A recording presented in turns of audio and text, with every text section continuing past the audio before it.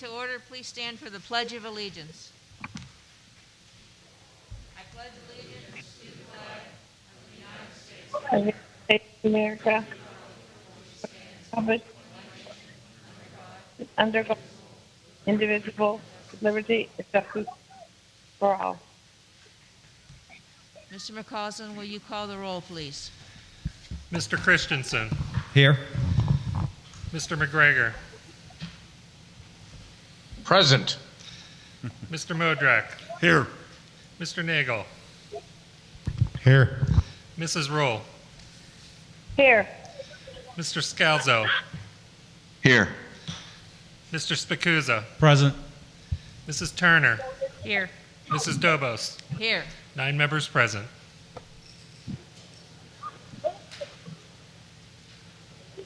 Okay, I need a motion to adopt the agenda for business items. So moved. so moved. Moved by Mr. Spicuzza and seconded by Mrs. Roll.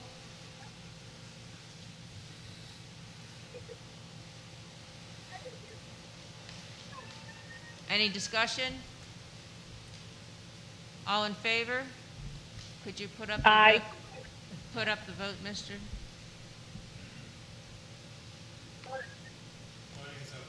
Voting is open. Mrs. Roll acknowledged. Aye. Yes. Connie, Mrs. Roll acknowledged. Yes.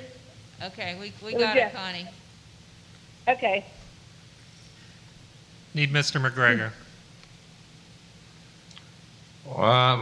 Yes, I didn't get the vote. Are we doing the same thing that we've done in the past weeks?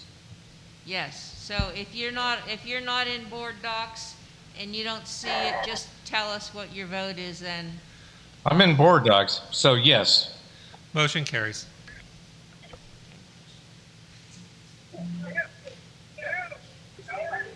I need a motion to approve the minutes of the regular meeting of 6/16/20 and the regular meeting of 6/23/20. So moved. Second. Moved by Mr. Nagel and seconded by Ms. Turner. Any discussion on those minutes? Okay, Vivian, how'd it go? we're going to vote now on the approval of the minutes. Voting is open. Yes. Motion carries.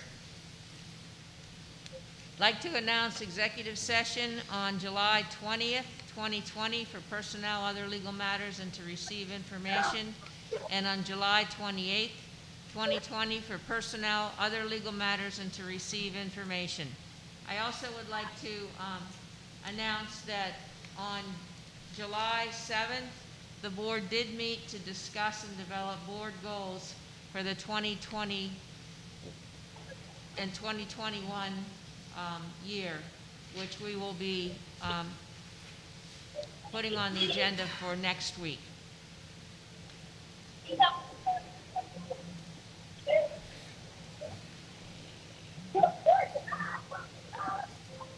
All right, at this time, we have a presentation for the public and for the board about the phased school reopening health and safety plan. We have a number of people who are going to speak and to tell the public and to tell all of us about that safety plan. I would like to make sure that the public understands at this point that this plan is basically about how to safely reopen the schools. It does not include all of the information that you are asking questions about regarding how does a day look, how will the teaching occur, what is, how do I get into schoolology and different things like that. That is going to be talked about next week as we are continuing to meet with the teachers and work on when school will actually open for training for the teachers and different things like that. This particular plan that is being voted on tonight is about opening the schools safely and how we will do that. Again, let me repeat, it will not address all of the items about instruction that we have been receiving, but we do plan to answer those questions and provide you with more information as we're working through those details for next week. Also, I would like to remind you all that we do have flexibility to adjust this plan once it is presented to the state, and also to change the dates in the plan once it is submitted to the state, depending on the circumstances, depending on how the numbers increase or decrease and different things like that. But there's a necessity to start the plan and to approve the plan in order for certain instructional procedures, agendas, methodologies, certain student services to start to occur in the next couple weeks. So I just wanted to make sure that the public understands that. We've received a lot of comments about the reopening, and we understand the importance of your comments, and we're working to address them. But this plan is not going to address those issues, although some of the speakers tonight might touch on some of those items. So I first of all would like to introduce Dr. D'Imperio to introduce it, if I haven't stolen your thunder. Thank you, Mrs. Dobas. That it can't be repeated enough. Yes, we're going to have each or many of our administrators present this evening very briefly, the goal of which is to give parents and community assurances that the school district, the Bethel Park School District, is doing everything within their power to try to safely reopen the schools and return children to an in-school model. So the few remarks that I would make is this: we do have a plan. Our plan calls for the children returning to school. At the same time, as a part of that plan, parents and students may choose an online option. We also have a secondary plan that relates to returning to school, but on alternate times. But our first preference is to return children to school on a full-time basis and to have an online option. If, however, the governor or some state agency or other governmental agency or conditions occur that force the district to close, we are prepared to go to a full online option, but that is not our first choice. One of the reasons our first choice is to return to school is this is what parents and community have indicated to us that we want. I'd like to now turn this over to Dr. O'Rourke, who will share survey data from parents with us. Thank you, Dr. D'Imperio. I want to take the opportunity to thank our parents that filled out the online survey. We had 2,437 responses, and that accounted for 4,024 students. I closed the survey this morning at 7:28 at 8:50 a.m.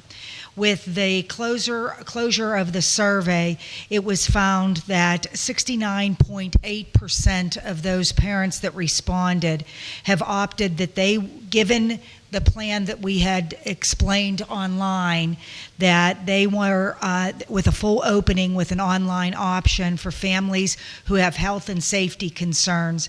69.8% of those families said that they would like to send their children back to our school buildings on August 26th, 2020. Based on the survey responses, we have, of those students that will be attending our schools, based on those responses, 1,261 students are geared to ride our school buses. That's 56.1% of the 69.8% that responded to the survey, saying that they would like to come back to school. And of that number, 1,215 students, that's 42.3%, said that they would like to take advantage of our in-school meal programs with breakfast and lunch. The survey in and of itself asked some generalized questions, and as Mrs. Dobas had mentioned before, the specifics of our educational program will be coming out within the next week or so to give more detail about that educational program and how we are going to meet the needs of our students with that. With that being said, I want to turn this over now to Dr. Zeb Jansanti, who will be giving us a short overview of the phased school reopening health and safety plan. Thank you. Thank you, Dr. O'Rourke. Good evening, everyone. My part for this presentation this evening as the District Health and Safety Coordinator is to provide everyone a brief overview of the 42-page document that we're asking the Bethel Park School Board to consider. If the document gets approved, then it would be submitted to the Pennsylvania Department of Education. So a few considerations about the process. First of all, where can the community find the document? Right now, the document is located on our board docs, but also once it becomes approved, it will be posted on our website. All options that were provided by PDE, which is the Pennsylvania Department of Ed, all have an online component. So we have 4 options, and basically Bethel Park would like to select option number 1. At this point in time, if things change with regard to COVID-19, we can revise the plan and have the changes approved at the next school board meeting. The plan process, how this all worked. 23 members made up of faculty, school nurses, administrators, and students were provided an opportunity to do a brainstorming session that was held at the end of June in the high school cafeteria.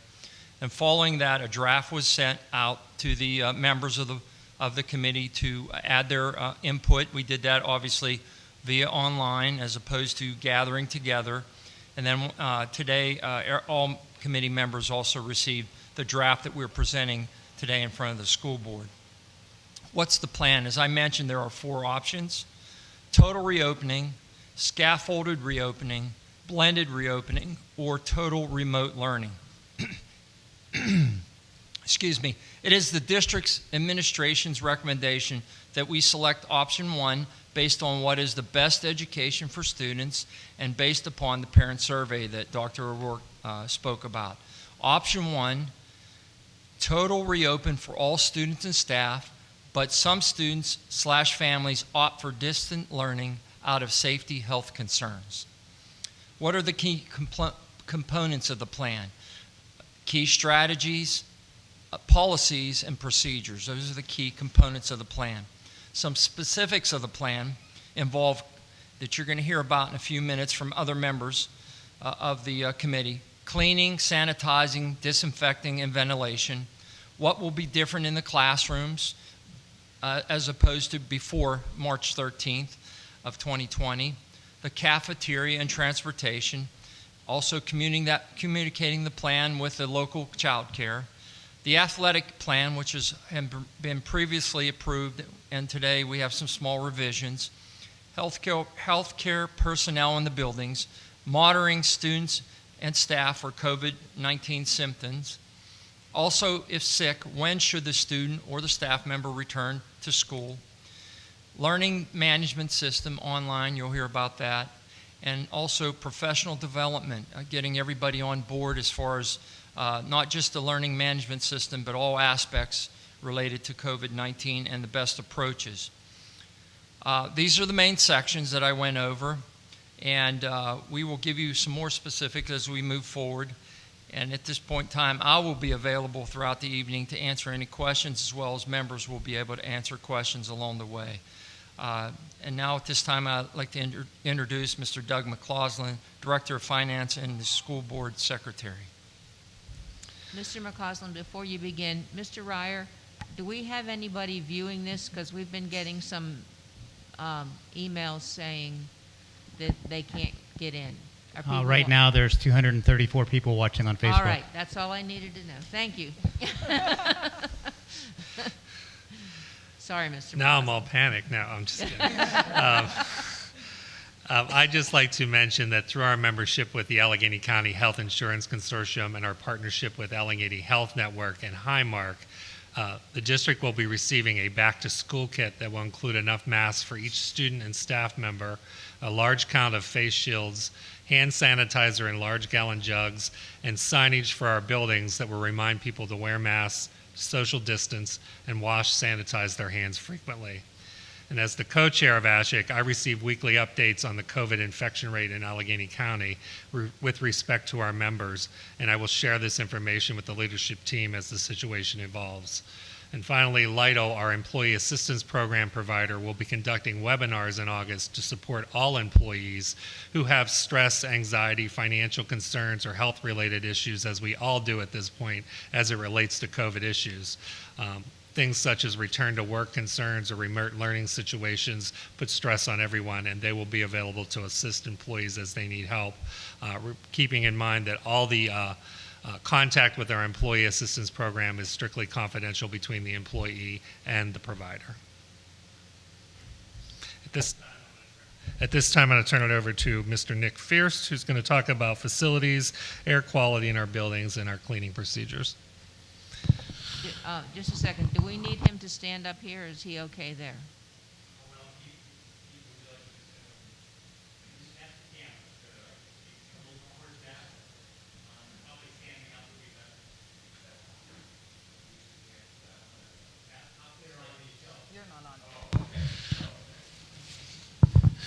I just wanted to touch on the different disinfecting agents that we're going to be using. That we have 4 that are on hand right now.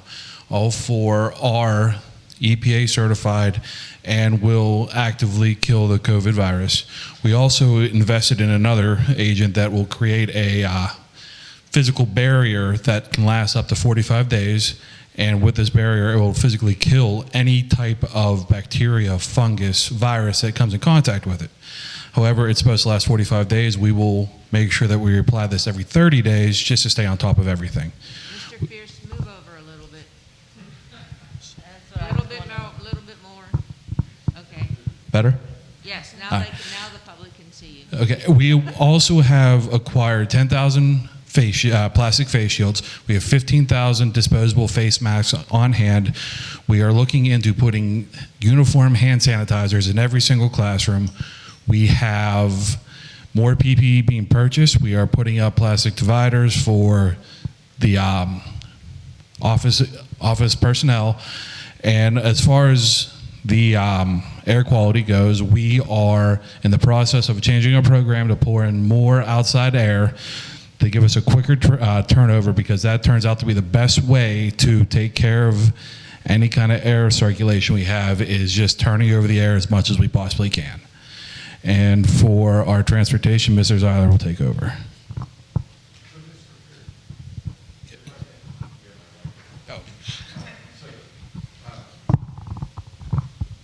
First, did you say 15,000 masks or 50,000 masks?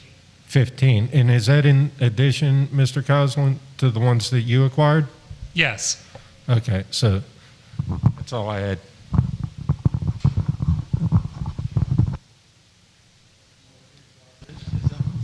You can use this one right here, too. Okay, whatever. Okay. Hello to all. I'm the Director of Transportation, Scott Zeeler, and I wanted to let you know on our transportation procedures, our drivers will report to work, clock in, and go directly to their bus. That will promote social distancing. The drivers and students will be required to wear face coverings, face masks. Seats will be assigned in the order of pickup in the morning. So the first student that gets on the bus will be in the back of the bus, last seat, and the last student on would be up front. The exception to that would be kindergartners, which we will put in the front of the bus. Weather permitting, we will have the windows down to promote the airflow throughout the bus. We will allow up to 2 students per seat. Ideally, like to see 1, but we will allow up to 2. We will have hand sanitizer on the bus for the students to use as well as the driver. When we disembark the students at the school, we will keep them seated as much as possible and let them disembark one seat at a time. On a daily basis, we will be disinfecting the bus. The driver will walk back and forth to disinfect it with a spray, as well as wipe down high-touch areas. And that's it for transportation, and I will turn it over to Mr. Mitch. Sure. So I know the survey was sent out, and 56.1% of the respondents who said they were sending their kids back to school intend on sending them on the bus. Would it help if parents are able to drop their kids off? And this is for you and for the other administrators. If you don't mind, if you could speak into the mic and ask the question, because I don't think people are picking that up. What I was saying is, according to a survey, 56.1% of the respondents who intend to send the kids back to school intend to use the bus.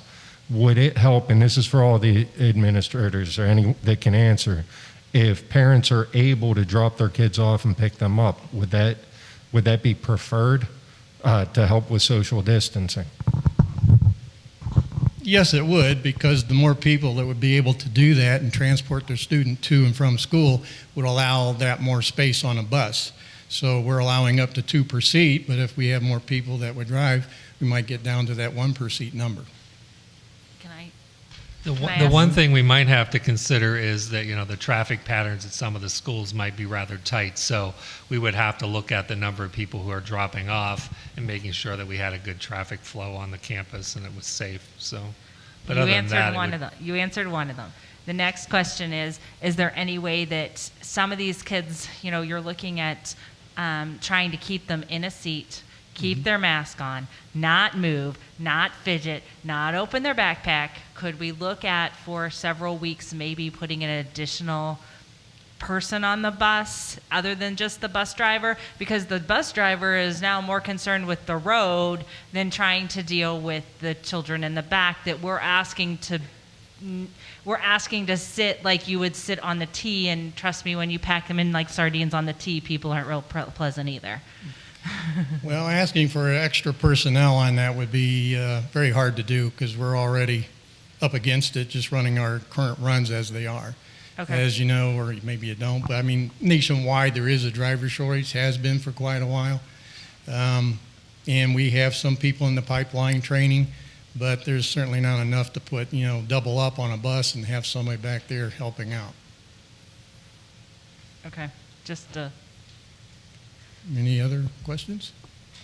Yes, Scott, question about flexibility of deciding, following up on Ken, driving or busing. I read one email where a parent was asking, will there be some flexibility that they have to take a bus a certain day where the parents couldn't drive them? We have to come up with some kind of planning to allow that to take place? Well, anyway, I would understand it that eventually here they would need to commit whether they're going to take transportation or they're going to drive their student.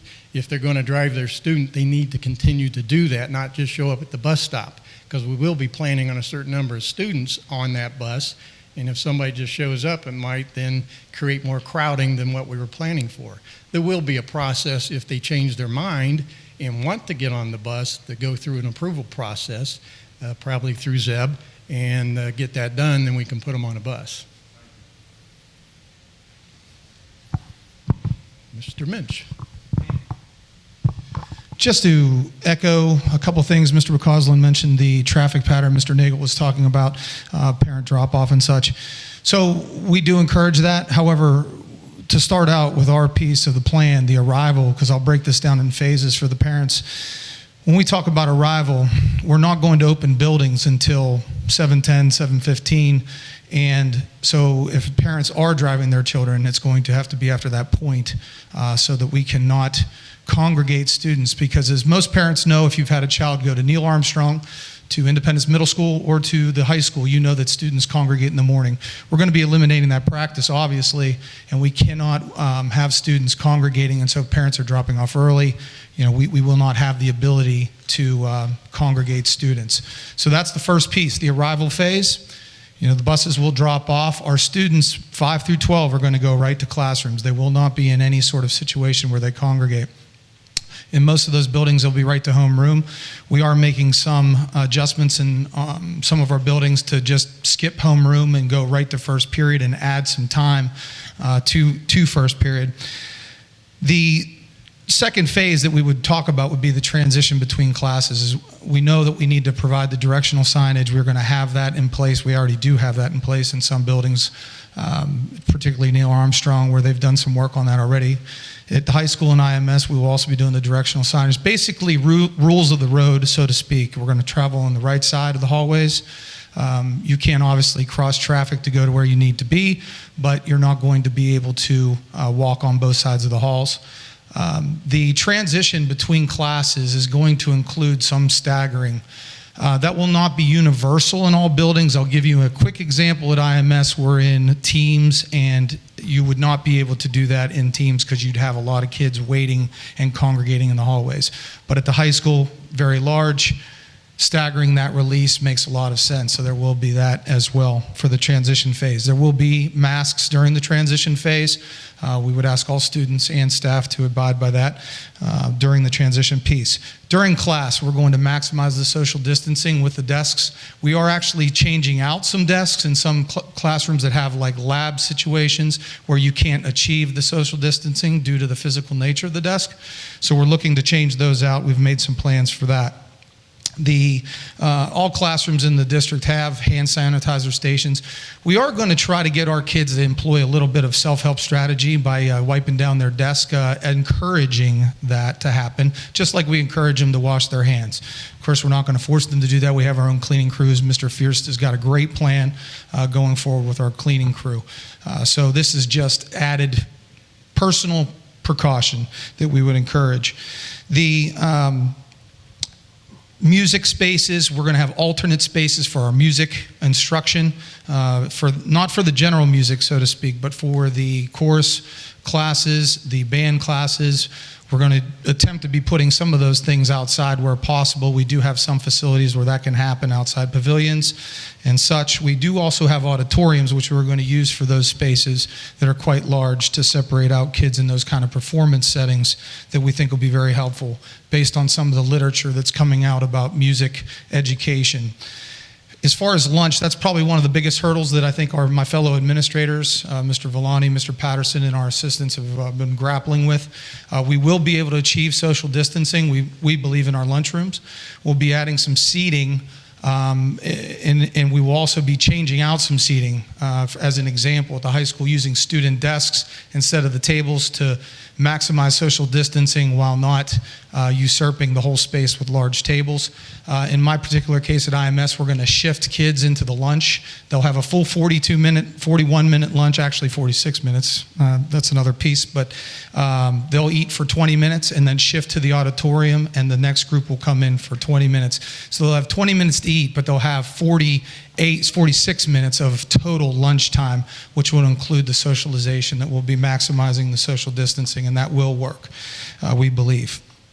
The schedules will be stretched a little bit. We're going to plan on changing some things as far as period by period so that we can work on the end release time, because we're going to stagger the end release time at the end of the day for the dismissal purposes to make sure we don't have kids on top of each other at dismissal. We'll be doing that via bus number in most cases, 5 through 12. And as far as other little precautions, we've been working closely again with Mr. Fierce. It's been an excellent addition for our water fountains. We're closing those down. We've been getting water fill stations so that students can fill their water bottles, which we are going to allow. I think I hear applause right now from some parents. I've heard that for years about water bottles, but we're going to allow that, and they're going to fill their water bottles at the water stations. As far as, one thing I was remiss in saying was PE. There'll be no contact sports in the physical education classes, and for obvious reasons. So that's a quick, overview. So if there's any questions for the 5 through 12, I know Mr. Johnson, my colleague from the elementary, will be speaking about the elementary piece. They've been working hard down there, but any questions for me? I do, but I think Mr. Villani's on the line, and I need him to answer this one. Sorry, Mr. Minch. It's quite all right. I understand your school numbers are much lower in capacity every day than Mr. Villani's. How are we going to do in the new high school, the social distancing and designating moving of students down those hallways that you could like stretch your arms out and touch side to side almost? Can you give me some indication? I know you might have a little bit of that at IMS, but you can run them in a circle almost compared to what he can do. Yes. So, kind of to brush on some of the things that will come out further in our plan, we are looking at directional hallways and we are looking at staggered release at the high school. So instead of releasing all the students at one time and all in the hallway and bottlenecking and stairwells, we're going to look at a system where we do a staggered release. So we'll designate an order 9, 10, 11, 12 per day. And then the next day we'll switch so we're not compromising instructional time.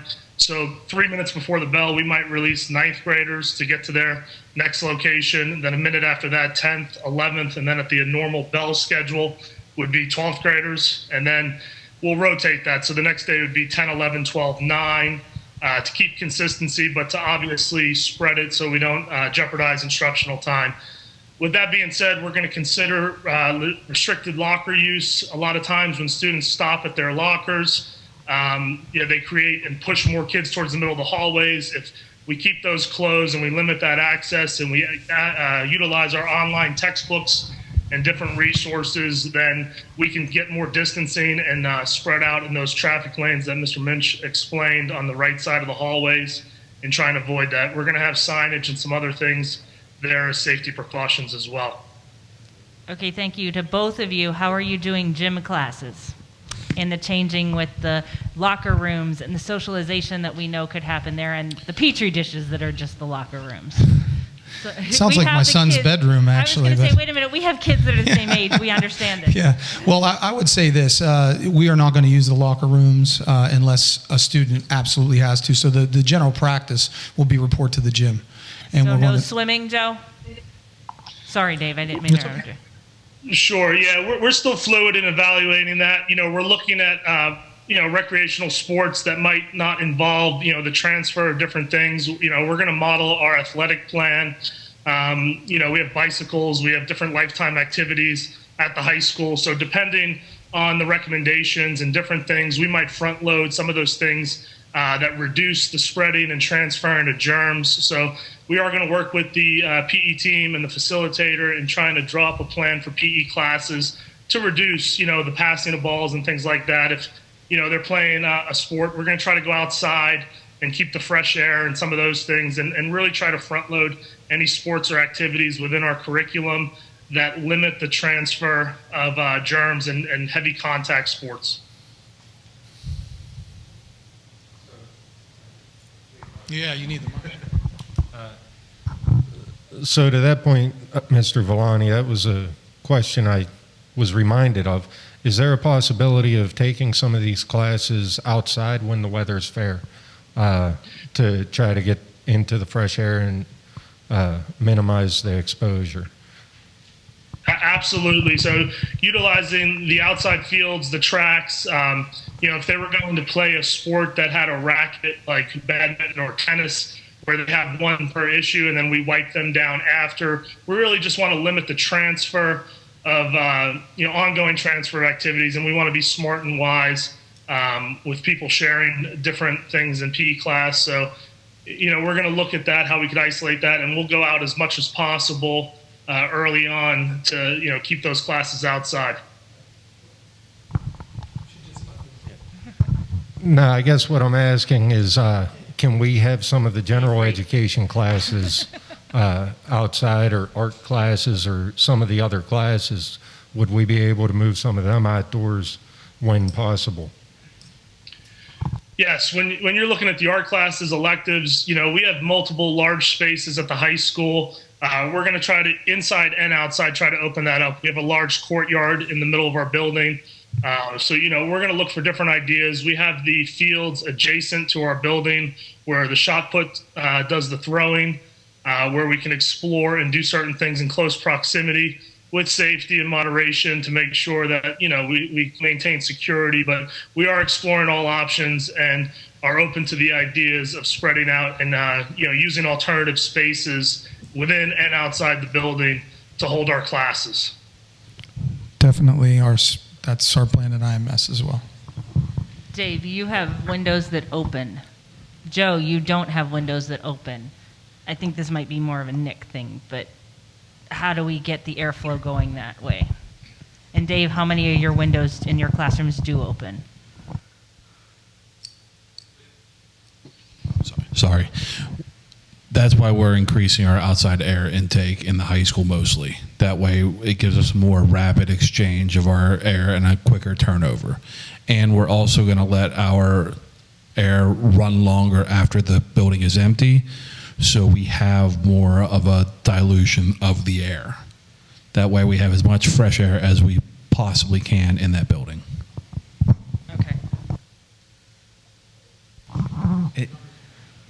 Hey, Dave and Joe, this is Barry. I just had one question regarding how the different procedures will happen in your building if there is a case of COVID detected. And I can imagine in the high school there's going to be more opportunities for a broader part of the population to become exposed, just because it's a big building, a lot of students passing in the hallways. Mm-hmm. As you get to your building, Dave, it's probably, relatively speaking, a little bit less movement in the hallways, and as you get to elementary, less yet. What do we see as the plan for, if we detect a case, do we go into, quarantine for the entire building, for a part of the building? Do we have that kind of process worked out? Our pandemic coordinator has been working on the health plan that outlines the CDC guidelines for our response. We have outlined where our quarantine facility is within the building. So obviously, once we are recognizing that a student is at risk or a staff member, that we would utilize that facility. Obviously, it would go without saying that we would be letting our parents know when we do have a case of that confirmed in our building. So as far as, I think I should turn that over to Zeb. I will just quickly say that CDC says 15 minutes within 6 feet. If you're within 6 feet for greater than 15 minutes, then you're a quarantined individual. But I'll turn that over to Zeb. And I'm sorry, maybe that's a part of your Dave, presentation. I think you hit some key points. Basically, we would use we have our health specialists in the building. First step is when you have a student or a staff member that's showing symptoms of COVID-19, is to isolate them. And we are going to be working with each principal to make sure we have an adjacent area to the nurse's office. We really don't want that isolation piece to be right in the nurse's office for obvious reasons of student traffic. So it'll be close. We're going to keep an eye on them. We're going to call the parent. We're also going to call the Allegheny County Health Department and tell them about what our situation would involve, particularly when we have a positive case. So when we have a positive case, we'll be compelled to report that to the county, and they will give us guidance and direction on what we need to do as far as correspondence to families, and as far as, do we have to close the school down, or do we pause for a while? Do we just isolate a certain portion of our population? All that will be guided, really, quite frankly, by the Allegheny County Health Department. Okay, and that's where my questions were. You look at what's happening with, MSU football and the Florida Marlins and things like that. I mean, they're having to take some pretty drastic measures. I'm just wondering if we had thought about kind of, you described our day one. What's day two look like? Do we have those kinds of scenarios worked out? Mr. Christensen, we do have Mrs. Wallace, our head school nurse, and she actually was going to cover some of those points. Okay, perfect. She'll be up in a minute. Okay, sorry to jump ahead. That's all right. But those are questions. relevant questions that obviously I had to put into the plan with everybody's feedback, and there is a process in place. Yeah. Okay. Thank Good. you. And for the elementary piece, Mr. Johnson is going to be presenting on their plan at the elementary level. Mr. Johnson. Thank you, Dave. Hi, everybody. Can everybody hear me? Yes. Oh, good. Okay. I'm going to speak to the larger elements of the elementary plan relative to the health and safety measures as described by Dr. D'Imperio in a full reopen option.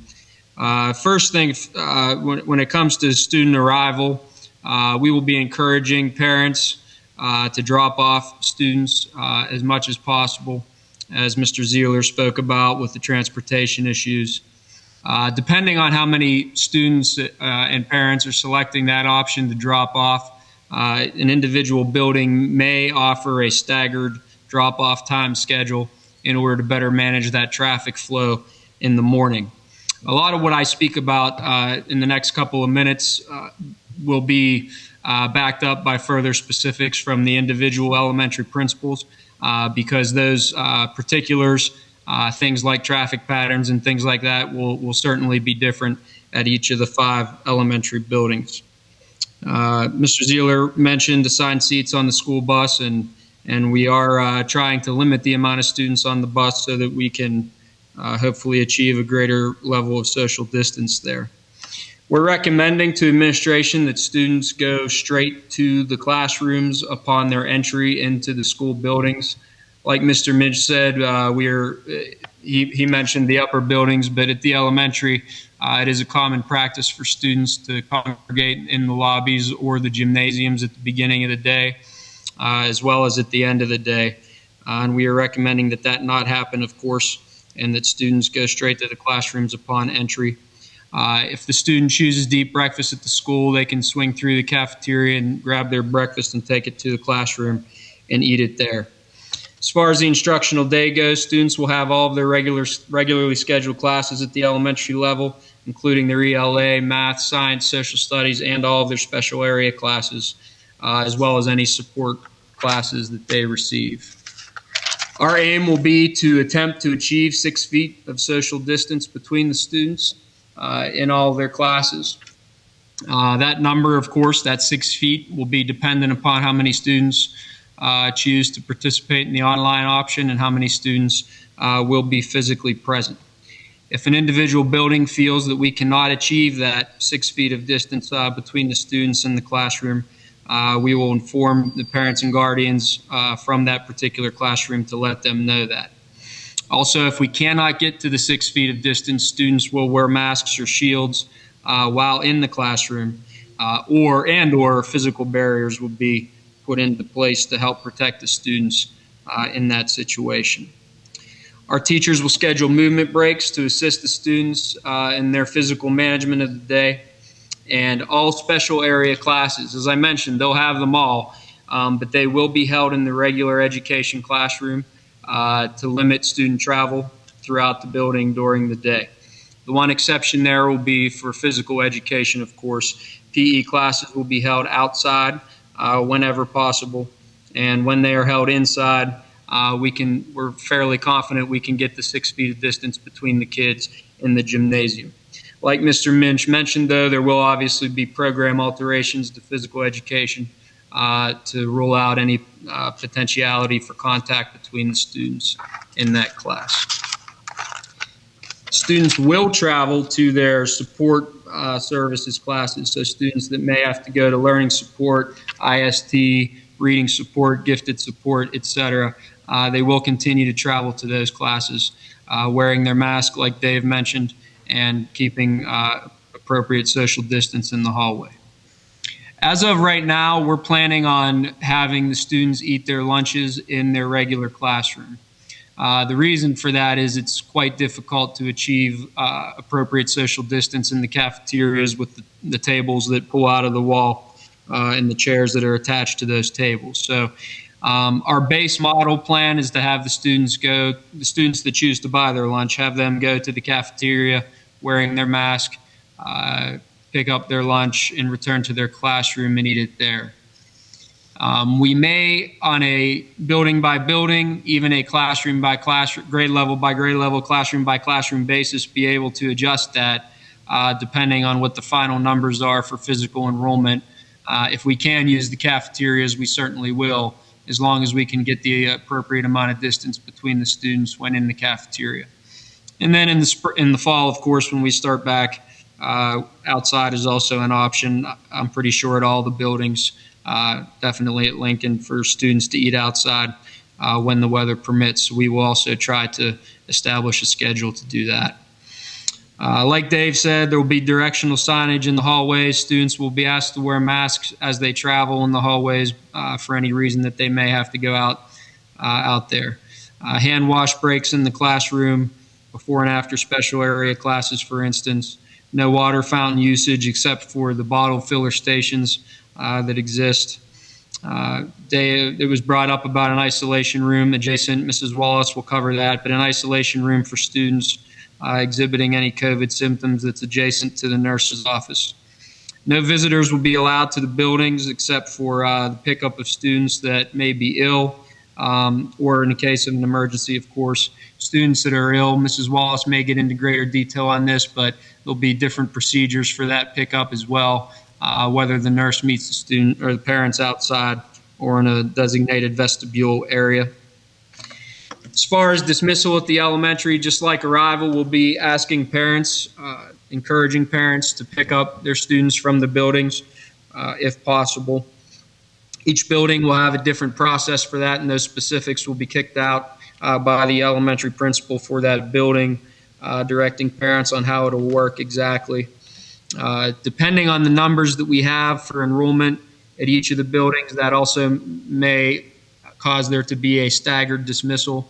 And by that, I only mean 10 to 15-minute windows that may be given at the end of the day for certain people to come, just so that we can better control the traffic patterns around the school and manage the safety issues associated with that. We are requesting additional school police presence at the elementary buildings at the end of the day to assist us with those traffic issues and the potential overflow onto some of the main streets in Bethel Park. And then lastly, we also are recommending that students stay in their classrooms at the end of the day. Typically, students are called to a general congregation area. At my school, it's in the gymnasium for any buses that may not arrive by the end of the instructional day. We're going to recommend that practice stop for now and students stay in their classroom, bus riding students, that is, until their bus arrives at the school and they can be called to go directly to their bus. Can I answer any questions now? Yes, Mr. Johnson, I have a few, if you're not surprised by that. First of all, I know the requirements, or not requirements, the guidelines suggest social distancing where feasible. You mentioned minimums, or the social distancing will be adhered to where feasible, and where it's not, we're going to notify parents, put extra precautions in also. Do we have a minimum that is just kind of a, so to speak, drop dead, like we're not going to do it if we can't meet this guideline? If I can answer that, it's really contingent upon, how many students are going to elect to come physically back to school, as well as how many students are going to choose, and families are going to choose for their students to be remotely educated. So we did get preliminary findings, but as you know, as we get closer to school, some folks are changing their mind. Things are happening in Allegheny County that are causing, some pause.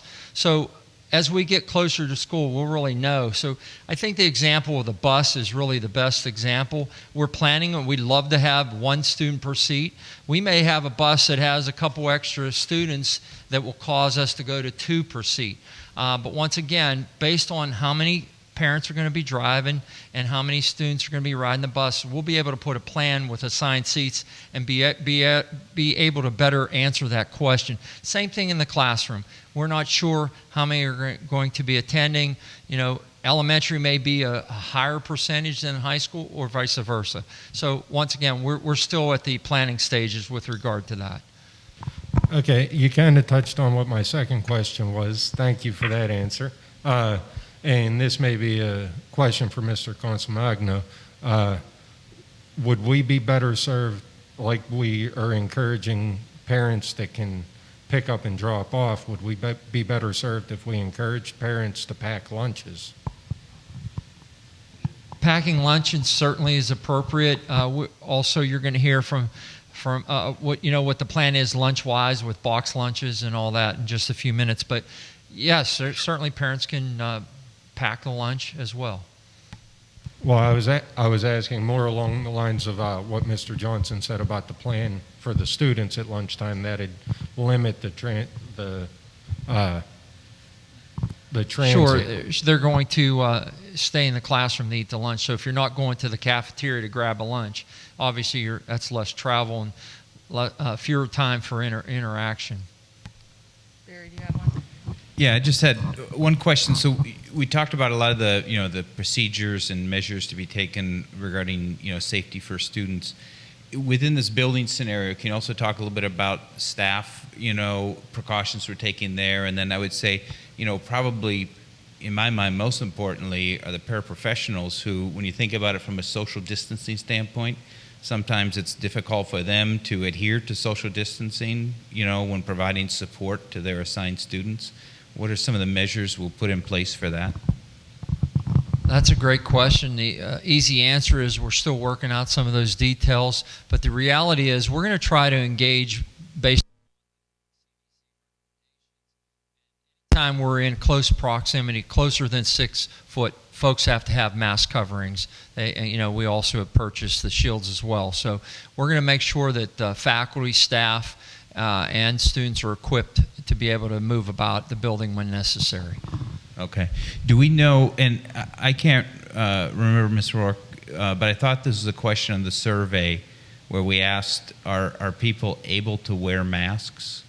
And what percentage of the population of students or of parents responding on their behalf said that they would be able to wear masks, or would not, or would, whatever the number is? That particular question was not the parent survey, that we did not ask specifically to the parents if the kids were going to be wearing masks. That part of the survey was actually done in conjunction with the district and the Federation for the staff and faculty of Bethel Park. That's where I saw the So as far as staff and faculty of Bethel Park wearing masks, there was, I think the response was somewhere around 91%. 93.9% of the staff and faculty said that they were able to wear a mask working with students. I'd like to just defer to our school solicitor with regard to medicals and wearing masks. If you could just briefly touch base on that one. Yes, absolutely. So the district is required to follow the mask order that was issued by Governor Wolf on July 1st. It's actually a component of the health and safety plan. It's linked within the health and safety plan. There will be exceptions made. We understand that we have students in the district that may require an exemption from that requirement due to a medical condition, and there may be staff as well. That is, of course, balanced with the safety issue that may become apparent that we may have to deal with if an individual is not able to wear a mask. So each individual who has some type of medical exemption will be consulted with based upon their individual needs. And that will be, we will comply with Pennsylvania's mask order and the limited exemptions that it provides. Is a mask and a shield considered the same thing? So yes, face covering is the terminology used, and it's either a mask or a shield. Mask or a shield. Okay. Mr. Johnson, I have a question. Did the 5 elementary principals do a walk around to the facility for the safety issues of the students to determine how many desks could be put in each classroom and the 6 feet distancing so teachers could teach with the face shields that Mr. Fierce had ordered, and the students could actually not have to wear the masks at certain times for more of the reading and those kinds of issues, the speech and that kind of thing, more at the K through 2 level? Yes, Mrs. Turner. We've been playing with different configurations, all 5 of us in our buildings throughout the summer, trying to see what will work.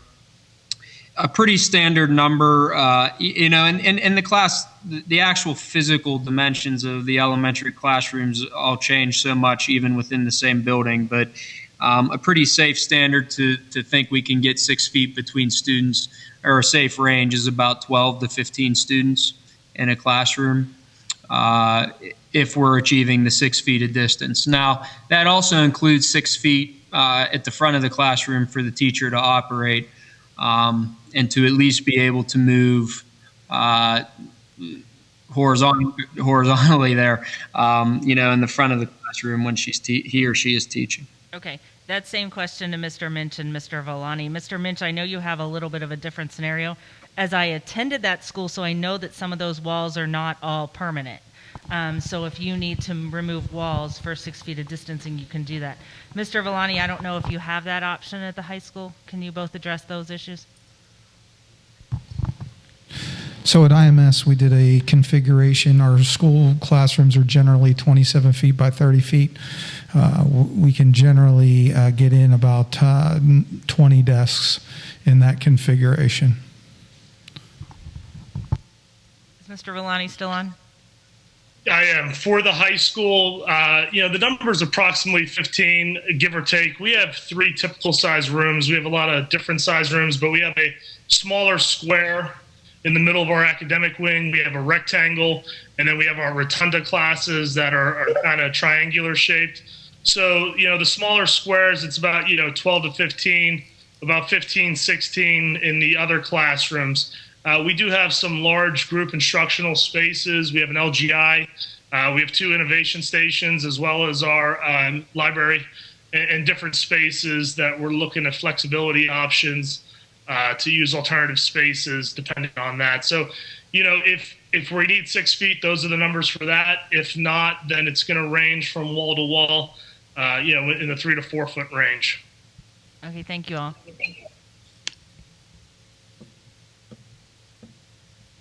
Mr. Consul Magna?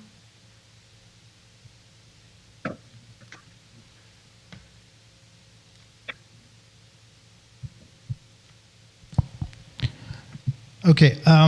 Our team members, of course, will follow the required guidelines of the current CDC and COVID-19 guidelines. Each team member will be required to wear a face mask or shield. Our team members will practice social distancing during our shifts in service, and as is customary in the food service, our department, we require frequent hand washing. Our team members will work diligently on disinfecting tables and high touch points to the cafeteria and work areas.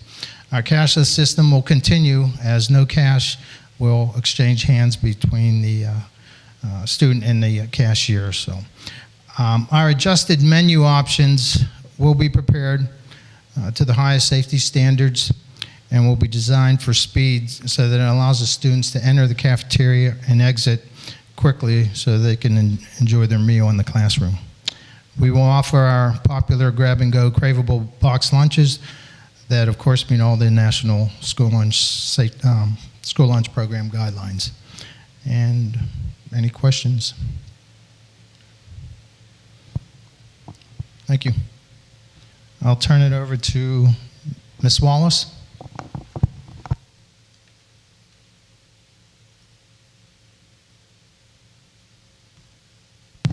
Ms. Wallace, you'll have to unmute your microphone. Okay. Thank you, Joe. I wanted to introduce myself to those that may not know me. My name is Eileen Wallace, and I have been a nurse for over 32 years. I worked in an ICU prior to coming to Bethel Park School District. The health and safety of the Bethel Park staff and students has always been a priority for the Bethel Park school nurses. This year will be especially challenging due to our present situation. When we return to school, the school nurses will be part of the front line. The best way to mitigate an illness is by prevention. We will educate our parents on the importance of keeping their children home when they are sick.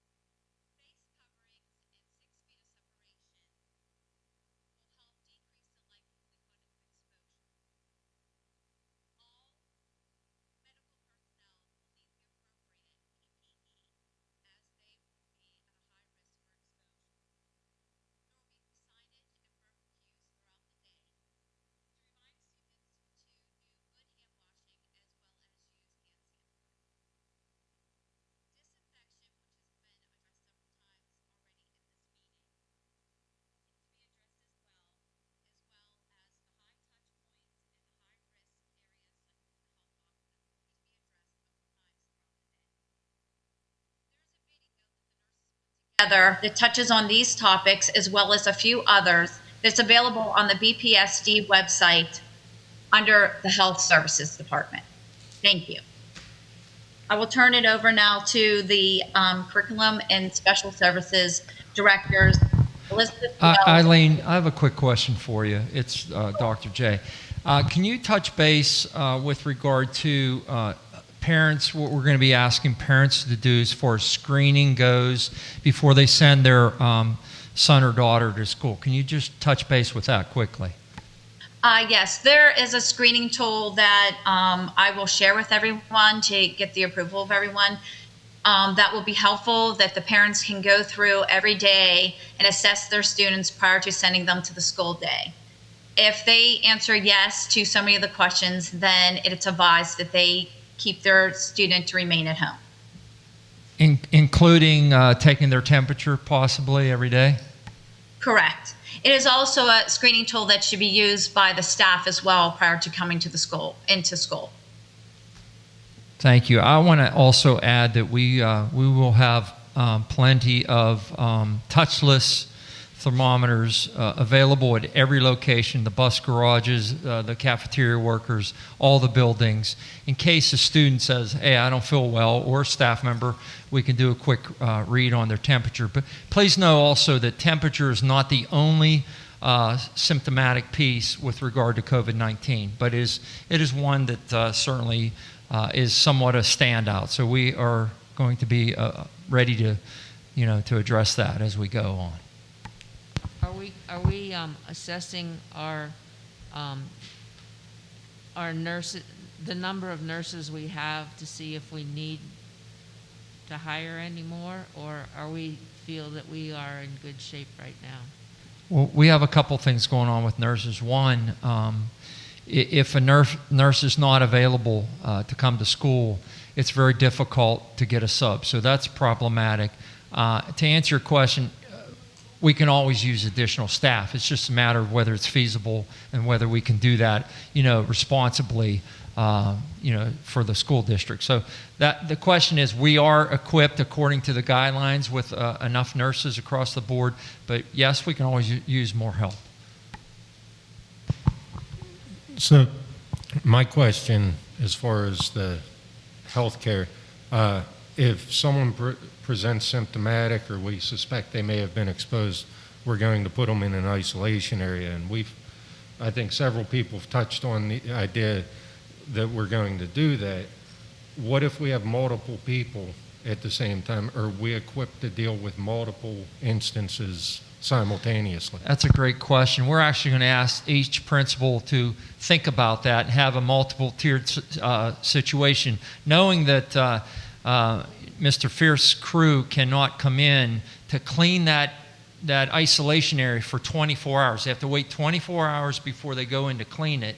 So once that area is deemed as a sick area, then we can't use it. So yes, each principal, now as you know, not every building has multiple conference rooms and all that. I think the high school probably has the most spaces, but we're going to ask them to be creative and think about, hey, if your first two areas are now unusable, what's your third step? So we are going to ask them to fill that along the way. So the one question I have, Dr. J, is similar to what I asked before, and I don't think we really addressed it here in this section, but it's when you find somebody who is exhibiting symptoms, and especially kids that may be just kind of plowing through it, or you don't detect anything until it's more progressed, or if they can transmit while they're still asymptomatic. What does our decision process look like within the buildings to say, again, what does day 2 look like? So we've covered everything that happens on day 1. Okay, we've identified somebody who's sick. What does day 2 look like? In terms of, and maybe this is a rhetorical question. Maybe everybody here really knows the answer, and we just don't want to talk about it. But does it mean that, you know, we shut down the building yeah, for we 2 could- weeks and go virtual, or what does the decision process look like to get there? Sure. I mean, it's a great question, but once again, we're going to be immediately calling the Allegheny County Health Department. They're going to give us direction and guidelines. We may have to do some tracing along the way to see the origin and all that. I want folks to understand, too, that if a student or a staff member becomes sick in the school, it doesn't mean that they contracted it while at school. So we have to obviously do our homework. We have to tell the story to the Allegheny County Health Department as best we can tell it, and they will guide us on day 2. Day 2 may be your whole school shut down for 14 days. That may happen. Okay, and we're going to certainly follow whatever they tell us to do. They may say, you know, just keep that kid isolated, keep them home, or keep the teacher home, and the rest of your school can operate. They're going to give us the guideline. Okay. Oh, that's good. I mean, that's good you shared that in that level of detail. It's very good. Yeah. Well, I really appreciate that you pressed the question since I didn't answer it the first time, so thank you. Ms. Walls and Ms. Sutton? Okay. Hello. Hello? Can you hear me? Yes. Oh, perfect. Okay. I'm going to address the curriculum aspect of the return to school. As we return to school, the students of Bethel Park will continue to receive the high-quality, rigorous education which prepares our students to become lifelong learners. We will continue to develop a plan that meets the needs of all stakeholders during this unique situation while offering our Bethel Park instruction, teachers, and scope and sequence of curriculum inside the classroom to all Bethel Park students. Students who opt for a Bethel Park remote online educational program for the fall will continue to receive instruction from the Bethel Park staff in order to meet the learning outcomes of the Bethel Park curriculum. This provides for a seamless transition back into classes when the situation presents itself. All students have access to the Google Suite of learning tools, and the district is pursuing the purchase of the learning management system, which we'll discuss later this evening, in order to facilitate an in-person and remote blended learning experience, which includes all students, whether in person or remote. Many of our current resources are available online and as e-textbooks so that students and teachers can access them virtually anywhere. Students who opt to be educated remotely will maintain their Bethel Park student status as they will be logged in online to their assigned classrooms, attendance will be taken, and they will complete assignments per teacher directions. They will be graded just as if they were attending school in the classroom. We will continue to remain flexible and supportive of our students and families as we navigate through the back-to-school process. Please rest assured that our back-to-school plan will provide students with a curriculum-based program with increased rigor and relevance that are the hallmarks of a Bethel Park education. I will now turn over the microphone to Mrs. Sutton, who will address special services.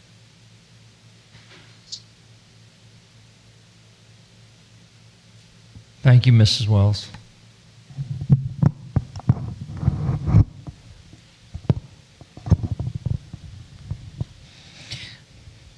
Am I in the right spot? Good evening, everyone. For special services, the goal is to provide all student programs and services per the individualized education programs, the IEPs, the gifted IEPs, GIEPs, and service agreements in order to support student progress and learning outcomes. Student services will be delivered in school and remotely for those students unable to attend due to safety or health reasons.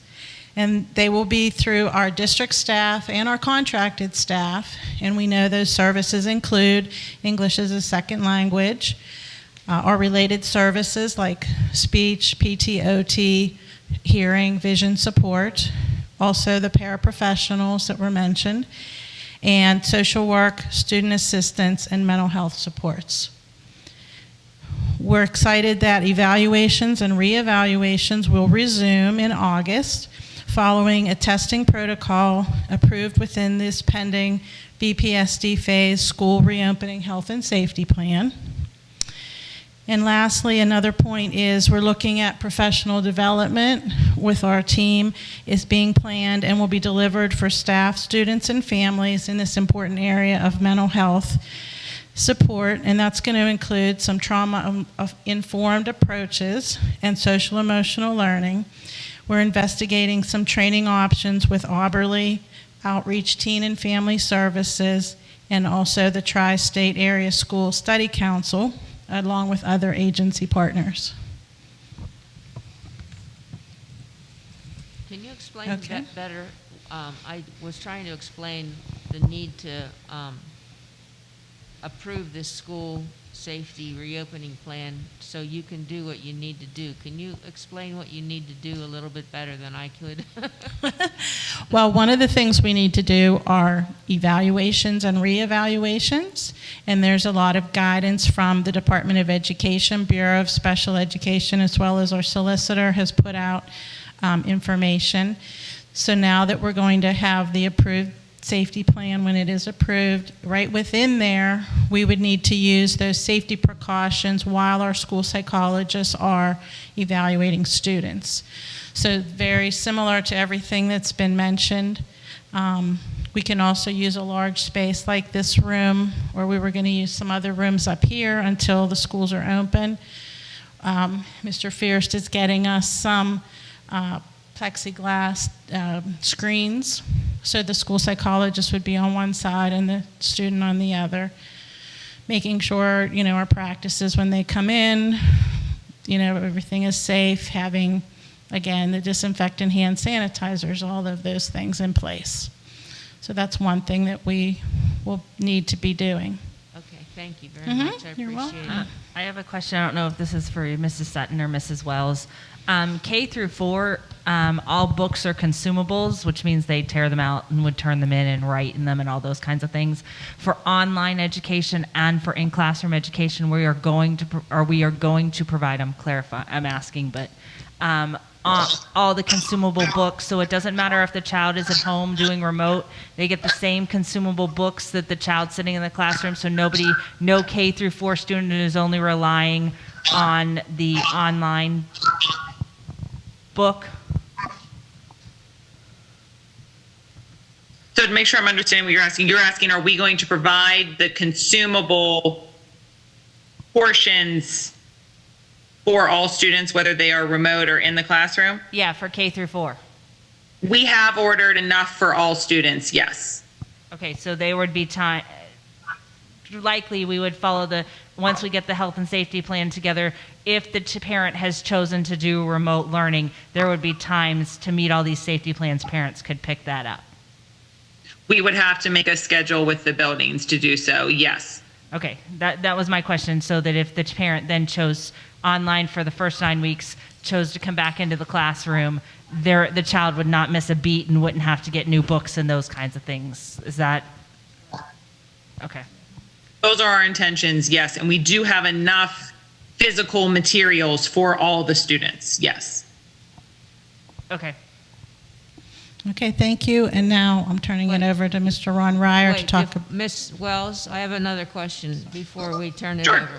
over. So I emphasized at the beginning of this meeting that this is the safety plan for reopening schools, but we have had a lot of questions about curriculum, and I guess I'm asking Dr. O'Rourke this also. So next week, we're hoping that we have a lot of answers to the many questions about the curriculum and the way the instruction will be presented to us at our meeting next week. So I'm just sort of forewarning you that that's what we're going to be expecting, because we understand that we're voting for the safe reopening, but most of our questions from parents center around the curriculum and how it's going to be done. So we definitely need some kind of a better understanding of that for next week's meeting. I'm just sort of, that wasn't a question, that's sort of a direction. Yeah, and Yes. this is Barry for anybody on the phone. But what I had mentioned before is that one thing I would like to see is what is a day in the life of the student. So here this plan is kind of like a procedural overview, but it kind of bounces around and sometimes pertains to this student, sometimes that student. But it's kind of hard to see what a day is going to be like for a student. when we look at the curriculum, it'd be nice to take a look at it from that standpoint of a day in the life of the student.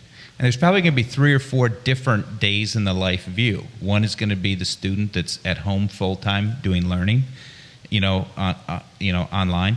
Those in the classroom, maybe what does the staff, a day look like? So having those different scenarios, I think, would be helpful, and I think it would really get to the root of some of the questions that have been coming through on emails regarding parents. They just want to know what the day is going to look like for their student. How much time are they going to be sitting in front of the screen? And as you put together that plan, you should be asking yourselves, is that reasonable? Is that practical? Okay, and then also, of those different 2 groups, you put together, you build that day in the life for one group. What's the impact on the other group? Okay, what does the experience look like for the person in the classroom when there's also 30% of their classmates that are sitting at home, and how do you have to adjust the classroom experience to optimize the at-home experience also? So, those are the kinds of day in the life things. Sorry if I'm overusing that word, but to me it resonates with what I think people are looking for. And I think that that's our organizational style, as Mr. Minch and the principals had talked about, how we are bringing the kids in. Like, what does it seem for a kid getting off the bus? What does that look like? That's how we organize the safety plan, and that would be my intent of how we would organize the instruction plan as well, that as the kids arrive, this is what homeroom looks like, this is where breakfast is, this is, when you come into homeroom, you're going to go sit, this is, how attendance will be taken, this is how we're going to check for attendance at home, from one step to the other, looking at that day from a child's perspective. And that's my intent on rolling that out for the next step of getting information to parents as we move forward. Under this plan, you have to optimize the experience for 2 very different learners. Absolutely. That are going to be learning at the same time. And optimizing for one is going to probably sub-optimize for the other. So you're going to be adjusting both the classroom experience as well as the virtual experience to come up with the experience that's best for both groups at the same time. And it'll be a work in progress, because once we get the staff here, we get the students here, there's going to be some transitions, there's going to be some lessons learned of how we improve upon what we are doing. But I feel that without a doubt, no matter what environment the kids are going to be in, they're going to receive a quality education. Yeah, and just maybe as Pam was forewarning, one thing that I don't think any parent wants to hear is that we'll work it out when school starts. Agreed. We had 9 weeks to learn in the spring, so we have a tremendous amount of experience. We know the problems have to be solved, so we just have to have a problem now in place that's going to guarantee that sound level of education. And I concur. I also would encourage the day in the life of an elementary student. I would encourage that committee to work with all 5 elementary principals over the next week to develop that. Sure. I would encourage the life in the day of a middle school student, 5 through 8, and then 9 through 12 as the building blocks for all of this. But what I don't want is lessons learned. We learned those 9 weeks ago. What goes out on the first day of school is what we are all going to be judged on. I agree. Mr. Ryer.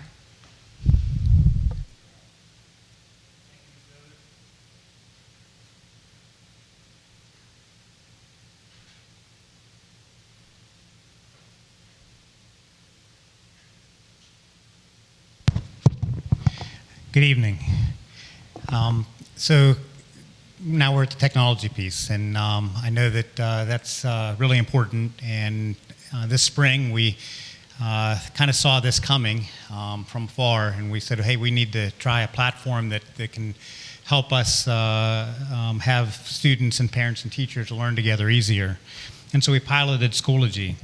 And Schoology, simply it's a software learning management environment for K-12 schools.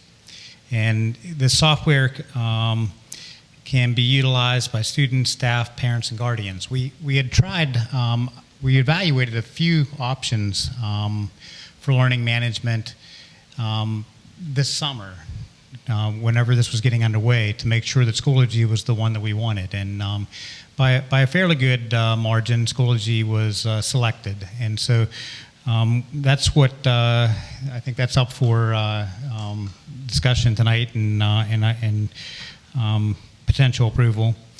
And Schoology can help teachers with homework. They can post daily reminders, updates.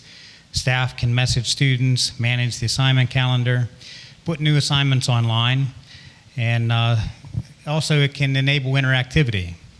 And finally, Schoology consolidates the number of independent sites and communication channels that students, staff, parents, and guardians need to go to. And I think that's important because that's challenging for parents to try to keep track of their child's learning. And so we're hopeful that the training schedule that we've developed to put this in place and help our teachers understand how to use it, and then the support that we're putting in place to help them be successful with it will enable our teachers to provide that good experience for students, whether they're here in the classroom or at home. And we really look at this as a tool for instruction for Bethel Park, regardless of whether we're in the green phase, the yellow phase, or the red phase, because we want to be at the ready at all times, and we want to be using this tool all the time. So, questions? Mr. Ryer, I just had one. Sorry. No, let Mr. Christensen, but I know that you and Doug had some comments about the length of the agreement. We do have that information for the board. I neglected to pass it out earlier. So after his question, maybe we can get this out to the board members so they can make a more informed decision. Okay. So with these platforms, I kind of look at those as becoming more and more commodities, you know, the actual platform, because there's so many out there, and there's a lot of them that have similar capabilities, some advantages here, others have advantages there. But, you know, the real intellectual property is in the content. So is Schoology, is that a SCORM compliant platform that would allow us to move curriculum and content from that system to another one that we may decide to go to? Yes, down the road. IMS Global 1.2 compliant. Okay.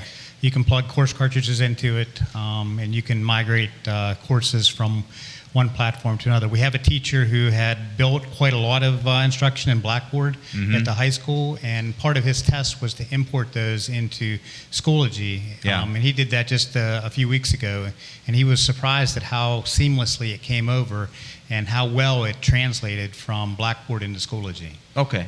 No, that's. I think that's good. Yeah, I think Schoology's a good platform today. Who knows if it'll be the leading one of our choice 2 or 3 years from now?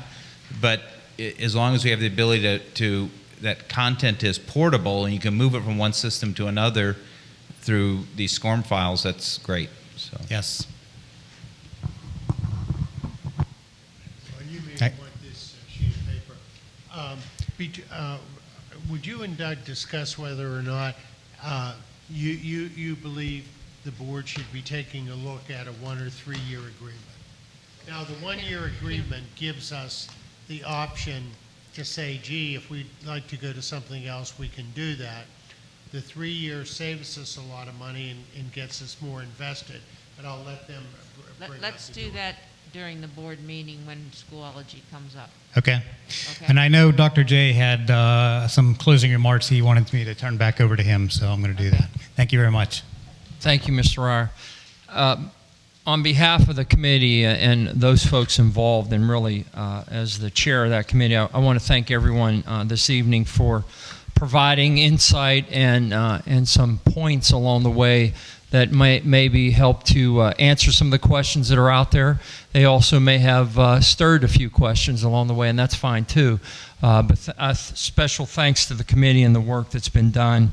Also, the point I think, Mr. Christensen, you're making about the learning management system and, am I going to get a quality education whether I'm home or whether I'm at school? That's the ultimate goal. And the deciding piece and really determining factor is the quality of our teaching staff. We have a great teaching staff. I'd put them up against any teaching staff around, and I know I'm confident that they're going to deliver a quality program. I know nobody wants to hear it's going to take some time, a little bit of a transition, but we have to be realistic. We're going into a different era now.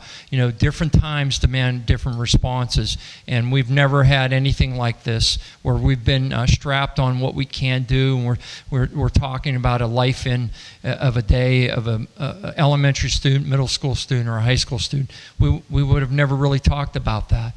I can tell you one thing. For the last couple of years, when I was a principal, I got to do the principal for a day where I would go to the student's schedule, follow that all day, and then I'll tell you, by the end of the day, I was exhausted, and I couldn't imagine going through that again. But students are resilient, and I think that they will do very well, and our job is to lead and guide, and I'm confident we'll be able to do that. Thank you. No, and thank you. And I think, all that's reasonable.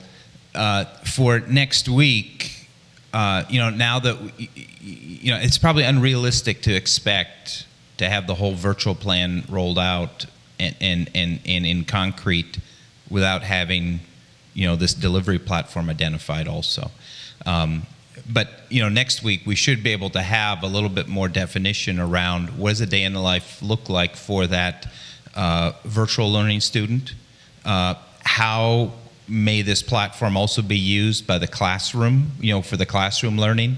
Are we going to do a flipped classroom or something like that? I mean, what are some of those, objectives or methods that we're going to use to deliver this, whether it's synchronous or asynchronous? I mean, that's the kind of thing you should be thinking about then, to deliver that kind of experience to both the virtual learners as well as the in-classroom. The other thing I would like to mention, and it did come up in public comments, but I want to give it now, is in some respects, parents are going to want to know what the life of the day of a teacher is going to be. The one that's teaching online all day long, and the one that's teaching in the classroom, or the IST teacher, or the reading specialist teacher, or even the paraprofessional. What is that? It all builds around the same thing. What is the life and the day of a model going to be during these unprecedented times? And we use that very loosely now, but I think we need to be realistic of and I think the better word is what a school day, no matter what you do, is going to look like. And I think that needs to really happen for next week. Yeah, and there's going to be at least 4 people probably in school for every student. There's the student, there's the teacher, there's at least 1, probably 2 parents that are all going to be engaged in the school day of a student. And one parent, I don't remember who it was, but and maybe there was multiple, but had a suggestion, actually at least a request, to build in enough time, through this implementation to train the parents on how to engage and support their child's learning experience. So we should probably build in, a week, to do that kind of training, to answer questions, to take maybe parents through some trial learning experiences, to just give them the experience also that their child is going to be seeing. So it may have some impact on how and when we actually start school, but that kind of parent training, I think, is very important.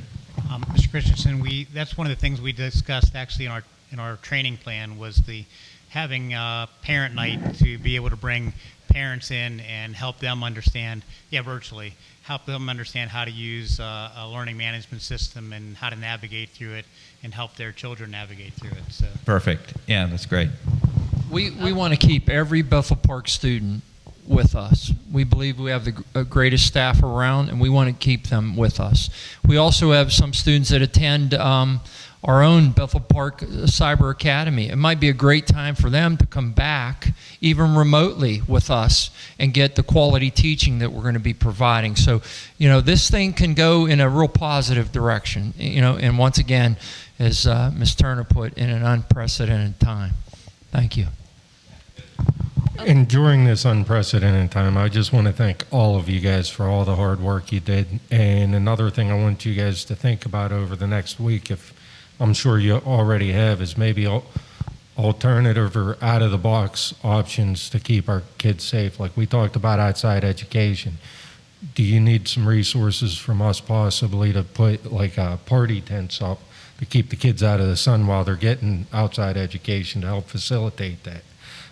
Any kind of technological resources or safety resources. I mean, we all know our budget situation right now. I don't want to go into that, but right now is the time that we need to ensure that we're keeping our kids, our staff, our families all safe, as well as providing that first-class education Bethel Park expects. So at this point in time, we have a lot of public comments. And in just looking over those public comments, many of those comments and questions we have been asking tonight, the board has been asking, and many of the answers will not have been answered tonight. Some of them will be answered next week, but we are obligated to read all of the comments that have come in, and we will do that. But we probably are not going to be answering the questions. We will read them. And do public comments just come to the board, Mr. Ryer, or do they? Who else is members of that? I don't believe there's anybody else except perhaps Dr. D'Imperia. Okay, so public, we will be assured that I will spend time and forward your comments also after they've been read to the administrative staff, so they also know the questions that you are asking at this time, although many of these questions have already been asked. So I have them all organized according to the first one that came in 2 days ago till now. And I'm going to be asking different people to please read them. So the first one is from a Nathan Graff. So just one question. Do we have to read these, or could we post them maybe anonymously, afterwards? Could we post them on a Google document on the website? Because I'm worried we're just going to waste a lot of time reading comments that maybe haven't been answered, but somehow we need to get them to the administrative staff so we can make sure that we actually do answer them in the curriculum discussion next week. And I think that's an important part is what Barry said, is that if you read through them, a lot of the things we talked about, things we can't, at least our staff will guarantee they get back, we'll get it to them, they'll get back to that and let Pam or the board know that that particular person has been contacted or at least responded to. I think we have to ask our solicitor. So the public comment feature through the email is one of two ways for this meeting that the public could comment on agenda items that are up for a vote. I understand that there were not any people that signed up to come here in person and provide comment, but in order to comply with the Sunshine Law, I'd like for them to be read aloud. I think it's important that the board follow up through your administration with providing answers, because they won't be answered now, they'll just simply be read. Okay. Okay, I was just asking because I know. It's going to be a long time. So what day are you going? Ms. Stobus? Bedtime stories. There's some that actually, you know what, there are some public comments that did not provide their name and address. So I think those ones I will just acknowledge that we received it, and then I'll forward it on, but I'm not going to read it because we require name and address. Is that okay? That's correct. The policy for public comment does require that a name and address be given so that we can demonstrate that the individual is a resident of the district and a taxpayer. So those comments will still be read and reviewed, but will not be read aloud. That's permissible. Okay, so the first one is from a Nathan Graff who did not provide his address and so forth. What date and time do you have that, please? I'm sorry. I don't see it. It's 1060 Surrey Woods Road, Bethel Park. Where are you? He sent 2 emails. So maybe the first one he didn't put it. No, it's there. Oh, I see. I'm sorry. Sorry, Nathan. Okay. It's not listed as a different. Yeah, it's just on the, in the body. Nathan Graff, address 1060 Surrey Woods Road, Bethel Park, PA 15102. I have 3 children in the Bethel Park school system, 2 at Lincoln Elementary, 1 at Neil Armstrong. I am much more concerned about the long-term damage to my children from potential lack of in-person learning than I am about my children getting infected by COVID-19. I want my children to have as normal of a school year as possible. So I hope Bethel Park only does the bare minimum required by the state to disrupt my children's education because of a virus that is very, very low risk to them and their educators. It is noted that on September 3rd, the second 90 days of the PA governor's authority to take legally binding control over schools on this issue because of the COVID-19 disaster declaration will expire and will likely not be renewed by a legislature that has already voted to end it on June 9th. The data are clear. A laundry list of organizations, the CDC, the American Academy of Pediatrics, etc., have stated that in-person education is paramount for a child's mental, social, emotional, and physical well-being. Also, the yearly flu is a much greater threat to children and teachers than COVID-19 is, and there's never been talk of a school closure or remote learning as a result of it.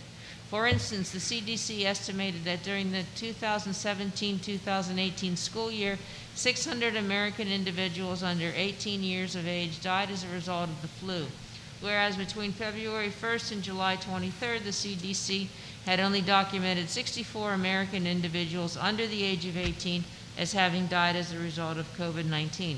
Also, because children handle the virus so well, other children and adults are at extremely low risk of catching it from a child.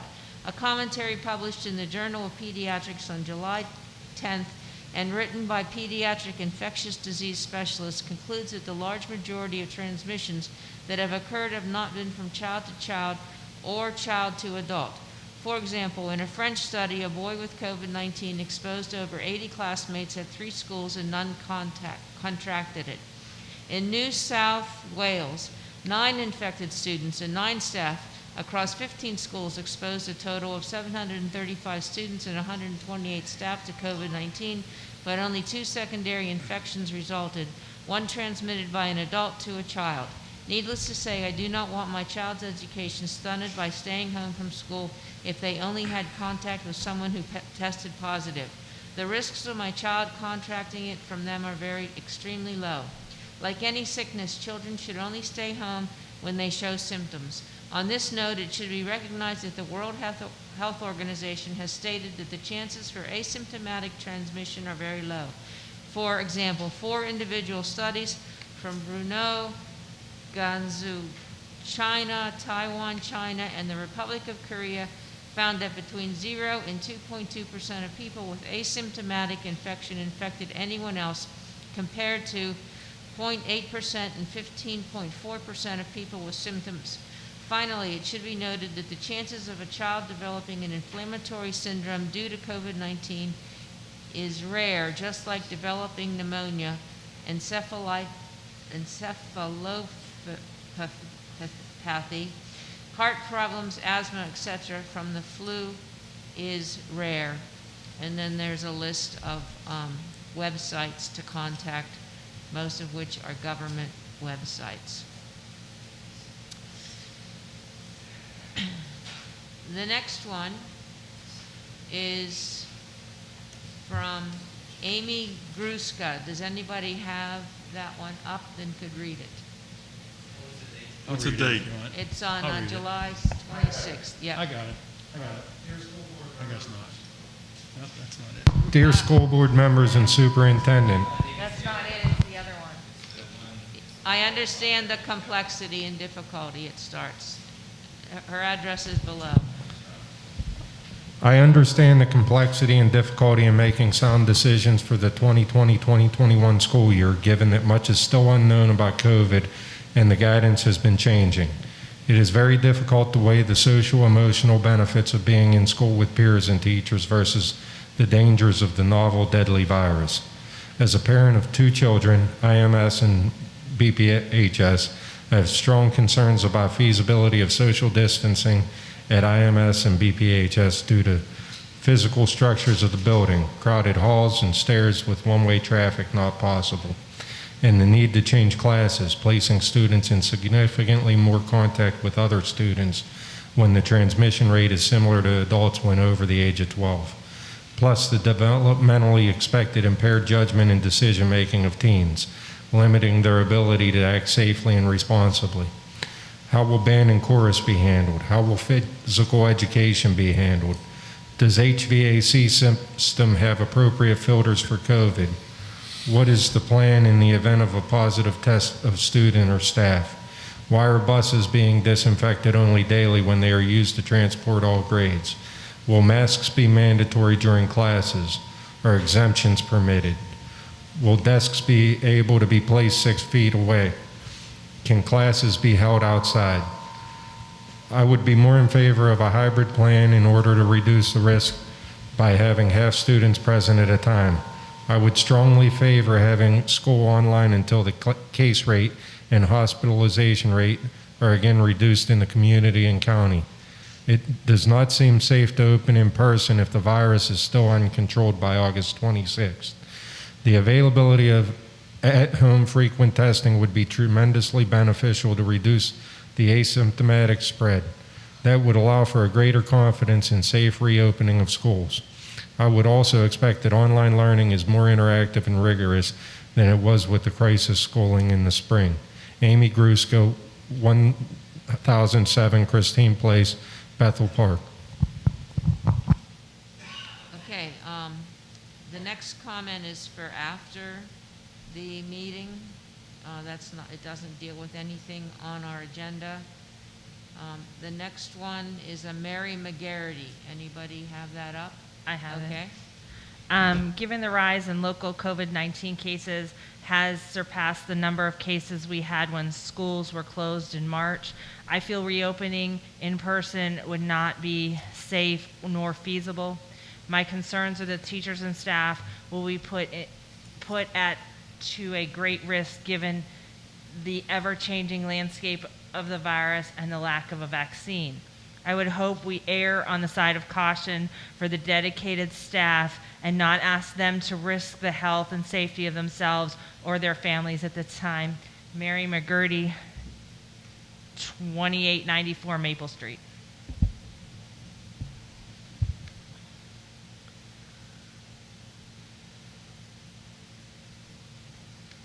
Okay, the next one is from Lundblom. There's no address. I can take that. You're going to take it? There's no address. There's a That's a University of Pittsburgh. Yeah, that's a business address. Okay. All right. We'll send that one on though, but Next one doesn't have an address either. Kelly? Yep. No address? Okay.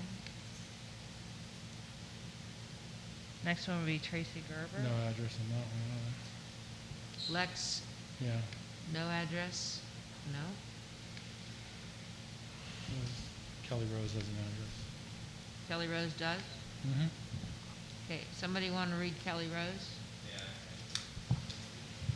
I would just, as we're going through this, I would just like to remind the public in the future that you must include your address as part of your public comments so that we can ensure that you are a Bethel Park resident. All the comments that we received will be forwarded to the administrative staff regardless of whether or not you have included your address. However, we're only reading those that have an address tonight. Go ahead, Mr. Christensen. I'm a parent to a rising fifth grader and at NAMS and a rising kindergartner at Lincoln. I appreciate the thought and pre-planning that went into today's recommendation for tonight's meeting. What parents need to know, however, is exactly what an online learning option will look like for their children by grade. Just like this document detailed out one-way hallways and masks, buses and cafeteria flow in a decent amount of detail, parents considering digital need to know the details of that option too, beyond saying it will be BP teachers. When will parents have this level of detail for both options so they can make an informed decision? Although I understand that 80% prefer to start in person based on the survey, the 20% that do not need to know what their child's education will look like also. Please let us know when we can expect more details. Thank you. Kelly Rose McCann, 2463 Bethel Church Road. Okay, thank you. The next one looks like to be Marianne Schaefer.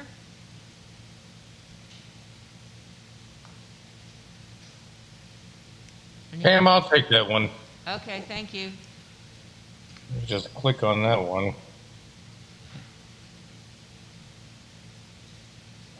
Hello, my name is Marianne Schaefer of 919 Copswood Drive, Bethel Park, VA.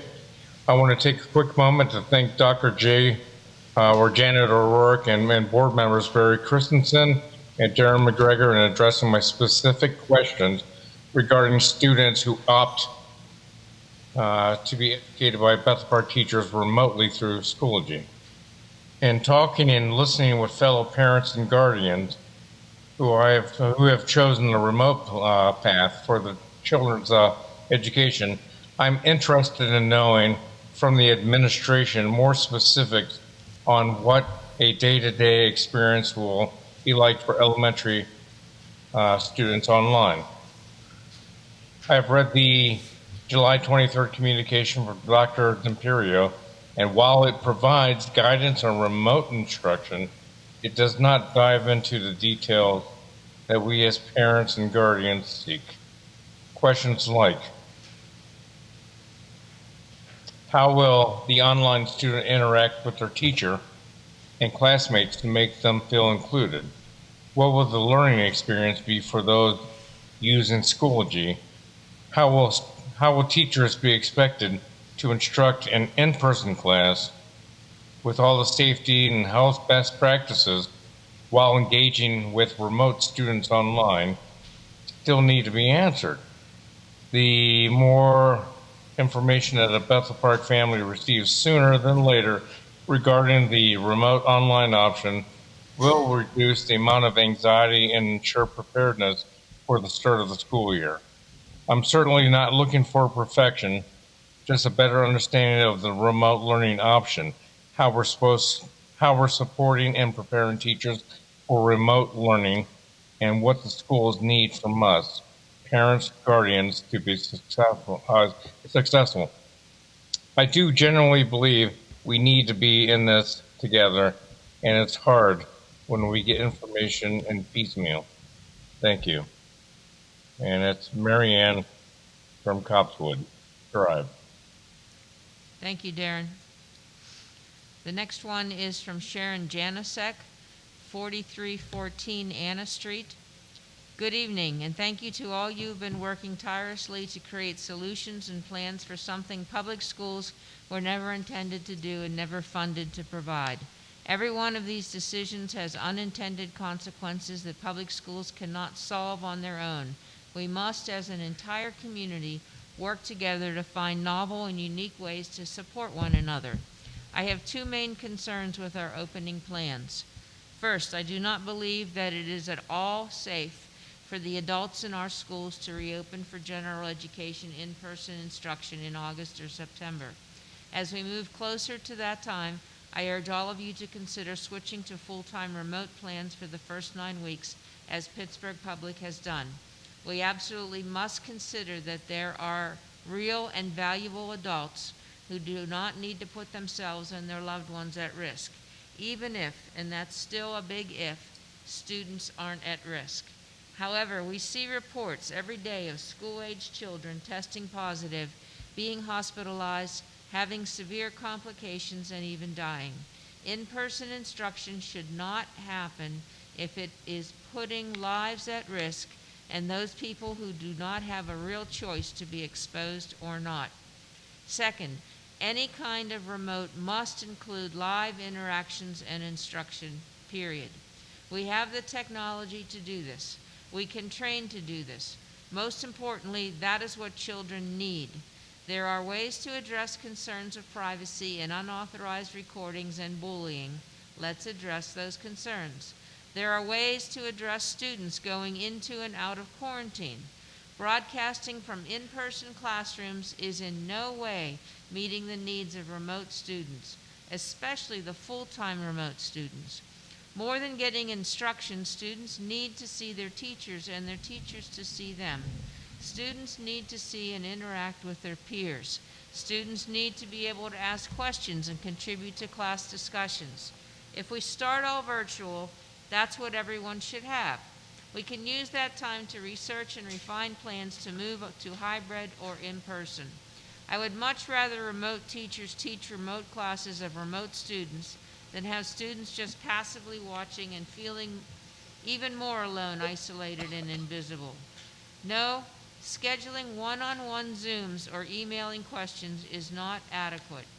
I realize there are obstacles and Federation concerns with every single possible plan we're trying to make, but the only reason we're all here is because we care about children.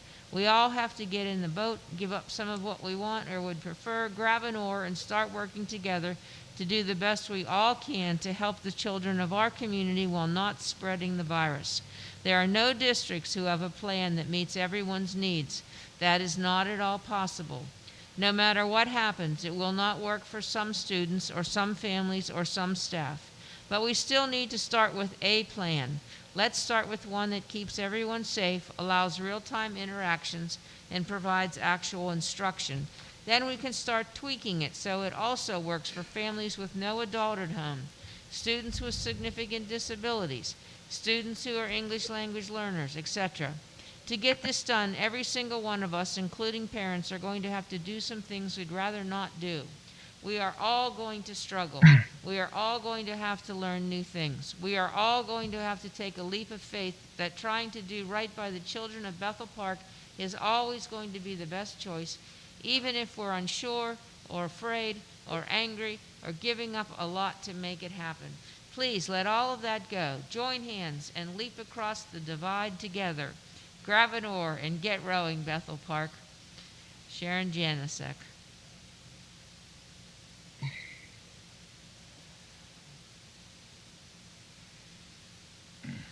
Okay, Rachel Brecht, she didn't give a Bethel Park address. No.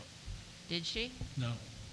Okay, so the next one, I can do this. okay. Mrs. Davis. Amanda Check. Okay. Amanda Check, 4768 Robert Drive. It is imperative that the remote option for families be just as rigorous and as close as possible to simulating the activities of the school day. Separating younger grades, K through 4 perhaps, into smaller cohorts, 5 through 8 students, will ensure that students are highly engaged and participate frequently during Zoom/Google Meet sessions. School instruction should be held synchronously, and these smaller meetings would provide an opportunity for children to get to know their teachers and their peers, as well as teachers to get to know and work with their students more closely as they would be able to in an in-person setting. Thank you for your time. Sincerely, Amanda Check. Thank you. The next one, I think, is Shayna Willis. I can do that one too if you want, Mrs. Dobos. All right, thank you. Today, Shayna Willis, 5844 Monongahela Avenue. Today, I read the plan for school reopening, and I'm particularly interested in how our district will deal with COVID prevention. For instance, what happens if students or staff have COVID symptoms during school? Will they go to the nurse to be treated? Is there a separate room for them to go to? I noticed a plan for isolation rooms. Who is staffing these? Will anyone who comes in contact with an infected person also have to quarantine and test? Does this extend to students who may have been exposed on the bus? Will staff and students who have symptoms have to quarantine for 14 days? Will they be required to get tested to return? Will they have to prove that they received a negative test before returning? Will the attendance policy be adjusted for COVID and/or possible quarantine? If the teacher is positive, will the whole class have to quarantine? And these are just my questions regarding public health. There are many more that our posted plan brings up. I hope we get some answers to these questions and more tonight. Sincerely, Shayna Willis.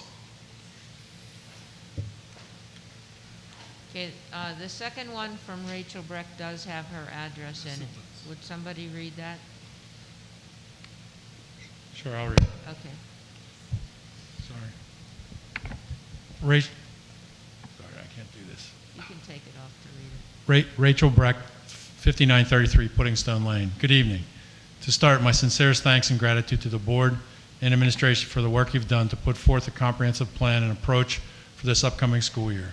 To set context, we are a double working household with one student entering third grade at William Penn and are opting to start the 2021 year online out of the abundance of caution.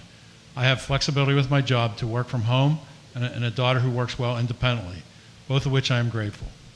We're hopeful that at some point we may be able to bring our children back to the classroom when we feel the risk is lower. That said, my current confidence level that the online experience will meet the needs of my daughter is low, based on the experience this spring and the limited information provided to date, a generic reference to the learning management system and potential using videos in classrooms. I was hopeful to see the plan laid out in more detail with the documents shared tonight. A firm and informed decision is difficult for parents until we fully understand what to expect from each scenario, both in school and online. I'm hopeful the output of tonight's vote will require a more comprehensive plan for online learning. In the same vein, I'm also concerned for our teachers, both their physical and emotional well-being. Asking our teachers to adjust their curriculum and teach to mixed modality audiences I can't say that word right now. It's not coming out. Will not deliver an optimal or equal learning experience and most likely will result in a subpar experience for both groups of students. This is a risk to the success of the plan. I would ask the district to very intentionally explore an online-only option across elementary schools with a dedicated teacher, allowing in-person teachers to fully focus on the physical classroom and online teachers to physically focus on the virtual classroom. If, per your survey, approximately 20% of parents are planning online, that's approximately 60 to 70 children in any given grade. This is a critical enough mass to warrant focus and dedicated instruction. I'm willing to keep my daughter home to keep the classroom size smaller and safer, but this decision shouldn't compromise her experience or the experience of her classmates who, whether by choice or circumstance, will be attending in person this fall. Lastly, I'm hopeful that we are thinking innovatively about the additional support students, parents, and teachers might need this year. Perhaps we explore partnering with third and fourth year education majors at local universities to lead smaller group virtual work, ensuring that no one falls behind or is equally challenged with the curriculum presented.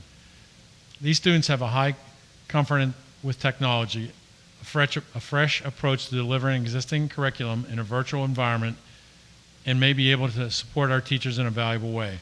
Plus, what an amazing, immersive, and real-time learning experience.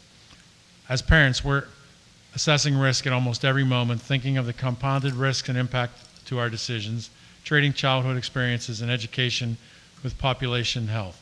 We all want the best for our kids, and we need to work together to come up with a new and innovative approach to meet these needs and navigate this pandemic together. We won't be here forever, and we need to stay focused on helping our kids and teachers navigate this disruption as seamlessly as possible.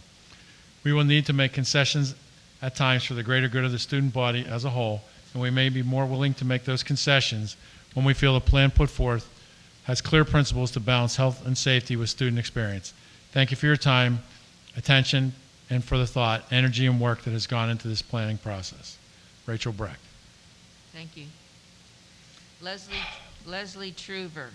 Hello, my name is Leslie Truver, 5436 Park Avenue. I have the following questions about the reopening plan. On page 26, The green phase plan includes a designated quarantine area which will be closed for 24 hours after use by the ill and then cleaned. How will staff determine which people use the quarantine area? Will all fever, respiratory, and any other symptoms common to COVID-19 be assumed to be COVID-19?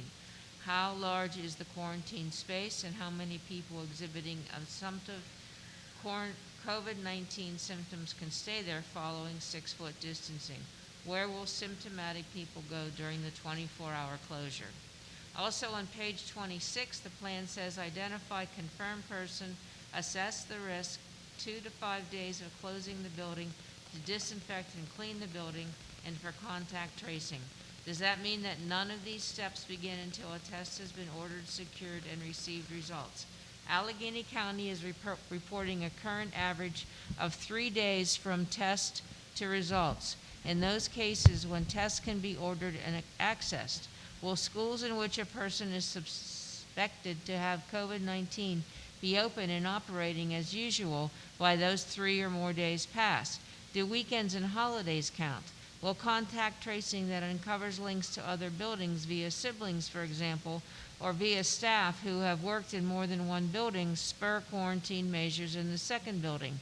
What will the procedure and timeline be in the case of individuals who refuse to get tested? Will the district and or the building in question assume the individual to have been positive for the virus or negative? Thank you. Leslie Truver.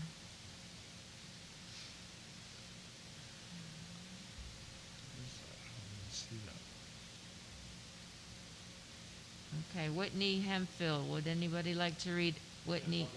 Okay, thank you. This is Whitney Hempfield, 6342 Churchill Road.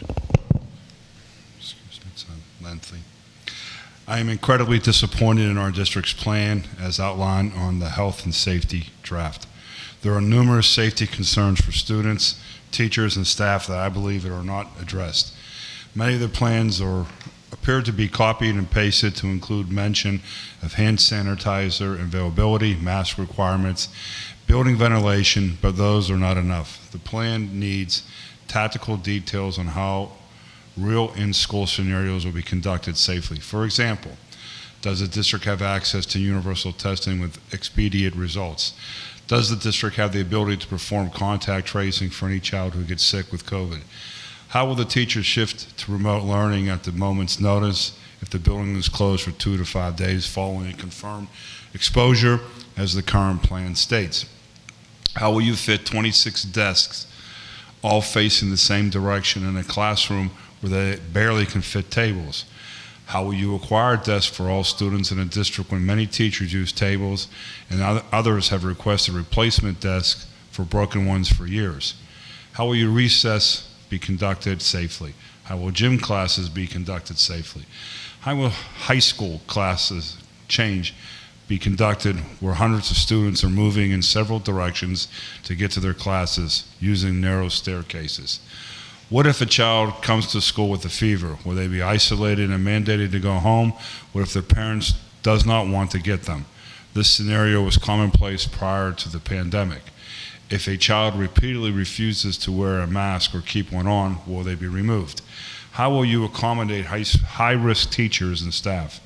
This document just says mask and hand sanitizers.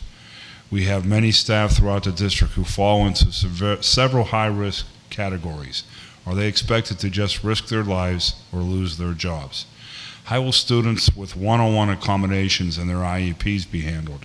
There is no way to maintain a safe distance in these circumstances. Has the district secured enough supplies to be sure students will not be sharing? There are too many unanswered questions in this plan for a full return to school in just 3 weeks. I demand that the safety and health of our students, teachers, and staff be prioritized above the simple goal of reopening. Whitney Hempfield, paraprofessional, mother of 3 BP students. Thank you, Mr. Modrak. There are two from Marcia Sliska, and I think they go together because one just asked 2 more questions than the other. Go ahead, thank you. Marcia Slizek-Burt from 5851 Bryan Drive. Can the district have a website page updated daily with confirmed cases listed by building in a table format? Are children going to be able to come to school if a member of their household tested positive for COVID? Has the district hired more nurses so that there's a nurse on staff at all times of the day in each of the school buildings? Are the buildings going to be using any special HVAC filters? How are the libraries going to work? I want our children to have access to our library books if they are online or in school. Can you please go into the online school option more in this meeting? We're trying to stay in the district, but this is exceedingly difficult to do with such limited information. We are running out of time to make decisions. How are teachers going to have time to train and plan for both online and in-person instruction? And there's a couple follow-up questions from Marcia also that came in a separate email. Is the Allegheny County Health Department really going to be able to handle all of these schools having COVID issues in a timely manner? The COVID test results are also currently delayed for days. Is the BP staff online going to be the same teachers the kids have if they were in school, on this, AKA on the same team? Thank you. Ms. Turner, would you read the one from Daryl Wyndham that you? She later says. She to later says we disregard. don't need to address it. There's another email. Yeah. Oh. Yeah, she said her question was answered. Yeah, her question was answered. How, So Kevin McCann? how about the day in the life of a teacher? That's the one that you, okay. Yeah. All right, are there any, oh my goodness, there are, okay. Yeah. Kevin McCann. All right, Are Kevin we McCann, reading? 5959 Leprechaun. Is mask wearing mandatory in BP school district at all times, other than eating, drinking, or from ADA conflicts? Can the air filters be changed to a higher MERV rating? What are the current MERV ratings of the air filtering system in each building? And it seems like only students who can't social distance must wear a mask or be provided some other PPD. Why do teachers have to wear masks, assuming they are social distance from students? Is it fair to immunosuppress students and staff not to enforce a mask policy for their safety? Please share the evidence used to justify that 12 to 15 students sitting in 500 square feet room, socially distanced, not wearing masks, sharing the same air, and also airborne droplets for hours at the elementary level is safe when every indoor public place is mandated to wear a mask per the universal mask covering mandate from the PA State Department of Education.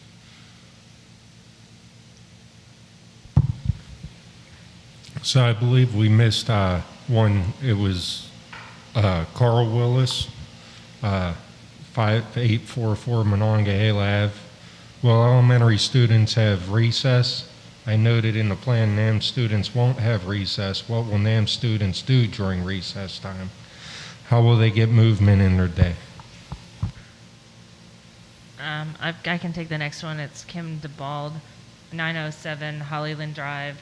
Are the teachers teaching one class, brick and mortar students, and remote learners at the same time, or remote learners having one teacher and brick and mortar having another?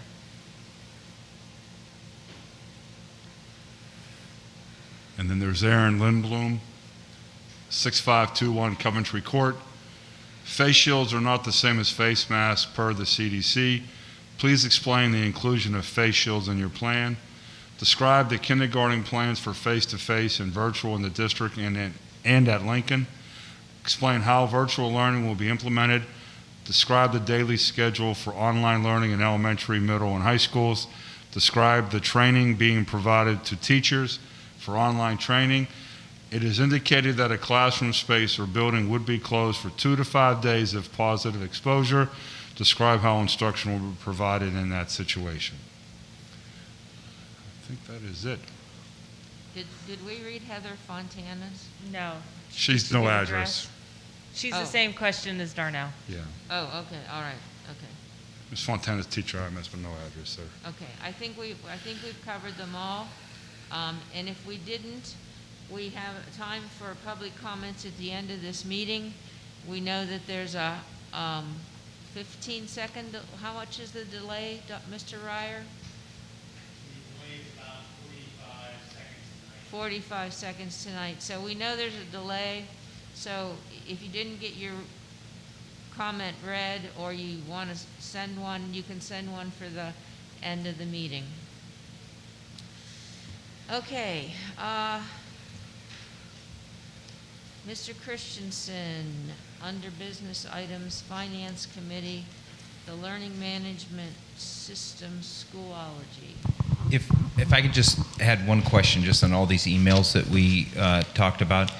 Are we able to forward those to the whole, admin team that was working on the plan? I just forwarded them to Zeb, Janet, Okay. and Dr. D'Imperio. Perfect. I mean, And they can forward them beyond that. Yeah, perfect. I- I mean, I these were haven't- great I questions that I think drive a lot of the responses for next week also. I mean, it was good to go through and read these so everybody here is aware of the concerns that people have. I have forwarded most of them, but I'm going to go back through at the end of the night to make sure that I didn't miss anybody. So on the Finance Committee portion of the agenda, there's one line item. This is for the learning management system, and how come my board? Okay, and I move to adopt the learning management system Schoology for a 1-year contract at a cost of $35,850 for the software, and additional $10,368 for services, for a total of $46,218. And Mr. Christensen, before I would ask Mr. Ryer and Mr. McCausland just to make a comment about a longer commitment. We thought the board would be more comfortable with 1 year, but we do want to make the board aware that a longer commitment would represent a significant reduction in cost over a 3-year period, just so the board is aware that that's an option. So I don't know who. So, yes, thank you, Dr. Imperio. So the cost of Schoology on an annual basis is $20,250. And that's based on $5 per student, and that's a state contracted rate. So every school district in the state of Pennsylvania pays that rate. Beyond that, there's some fixed cost, such as the implementation, and I think the initial implementation cost. Well, this is I think the remainder of it. So I think the initial implementation cost was $5,000, and we owe them $3,600 because we told them whenever we did the pilot that we would pay the balance of that if we decided to move forward with Schoology in the coming year. And so that's the $3,600. And then training for teachers, which is a one-time cost of $7,500 because we don't intend to spend that again if we were to do it in year 2. Schoology Professional Learning Content Subscription, that provides access to a library of professional content and courses that we can enable and turn on for our teachers that are Schoology specific. And if we would basically take those and push them out based on need, and then once we push them out, they're ours forever in our tenant. And so the professional learning content subscription, I would envision that as being an annual cost. And then the Schoology support, 24/7/365, we looked at that as a one-time cost because of the urgency of getting this up and running and having teachers be able to have immediate access to help when they needed it, even beyond the training. And so that's what that support, and that's for 1 year for 10,368. So the 1 year costs of Schoology are pretty high at 46,218. If we decide to move forward with a 3-year option, because they're going to book that business in those second and third years in year 1, they're going to give us a discount in year 1 of 50% off the cost for the students. And so A 3-year option gives us Schoology for 10-125 in year 1. We still have the balance of implementation from the pilot. We still have the training for teachers, and the professional content subscription and the support for all staff, all in year 1. But then in year 2, we just have the cost of Schoology plus the professional learning content subscription, and same thing in year 3. And so, the cost of Schoology for year 1 is more than half the cost of Schoology for 3 years. So it's basically a twofer. It doesn't quite break down that way. I mean, it's because really your fixed costs are up front in things that you can't return or spread out over time. So just to kind of summarize it in simple numbers, isn't it about a $10,000 savings over 3 years that we're looking at on a 3-year contract? That's the savings, $10,000 over 3 years? Well, I think the basic saving in Schoology itself on a subscription, you're exactly right, it's $10,000. However, if you switch to a different system besides Schoology, you're going to put those upfront costs into that system. So you're still going to pay for training to train the teachers on that system because it'll have different interfaces than the ones that Schoology has. I mean, yeah, the content moves over, but it would be like moving from Google Docs to Microsoft Word. And I'm not saying that we switch. It's just our commitment, So I guess, the real question is, okay, in order to summarize the numbers, it's a $10,000 savings over 3 years to go with the 3-year agreement. When we did the evaluation, is the staff committed to this? I mean, is there any kind of hesitation, or was the recommendation, let's try and see? Or if, is the staff and administration, are you recommending a 3-year commitment because we're really sure that this is what it's going to be for the next 3 years? I can't tell you that I'm sure that it's what it's going to be for the next 3 years. I can tell you that among our staff, there was some interest in what Canvas would look like if we were to switch to PowerSchool.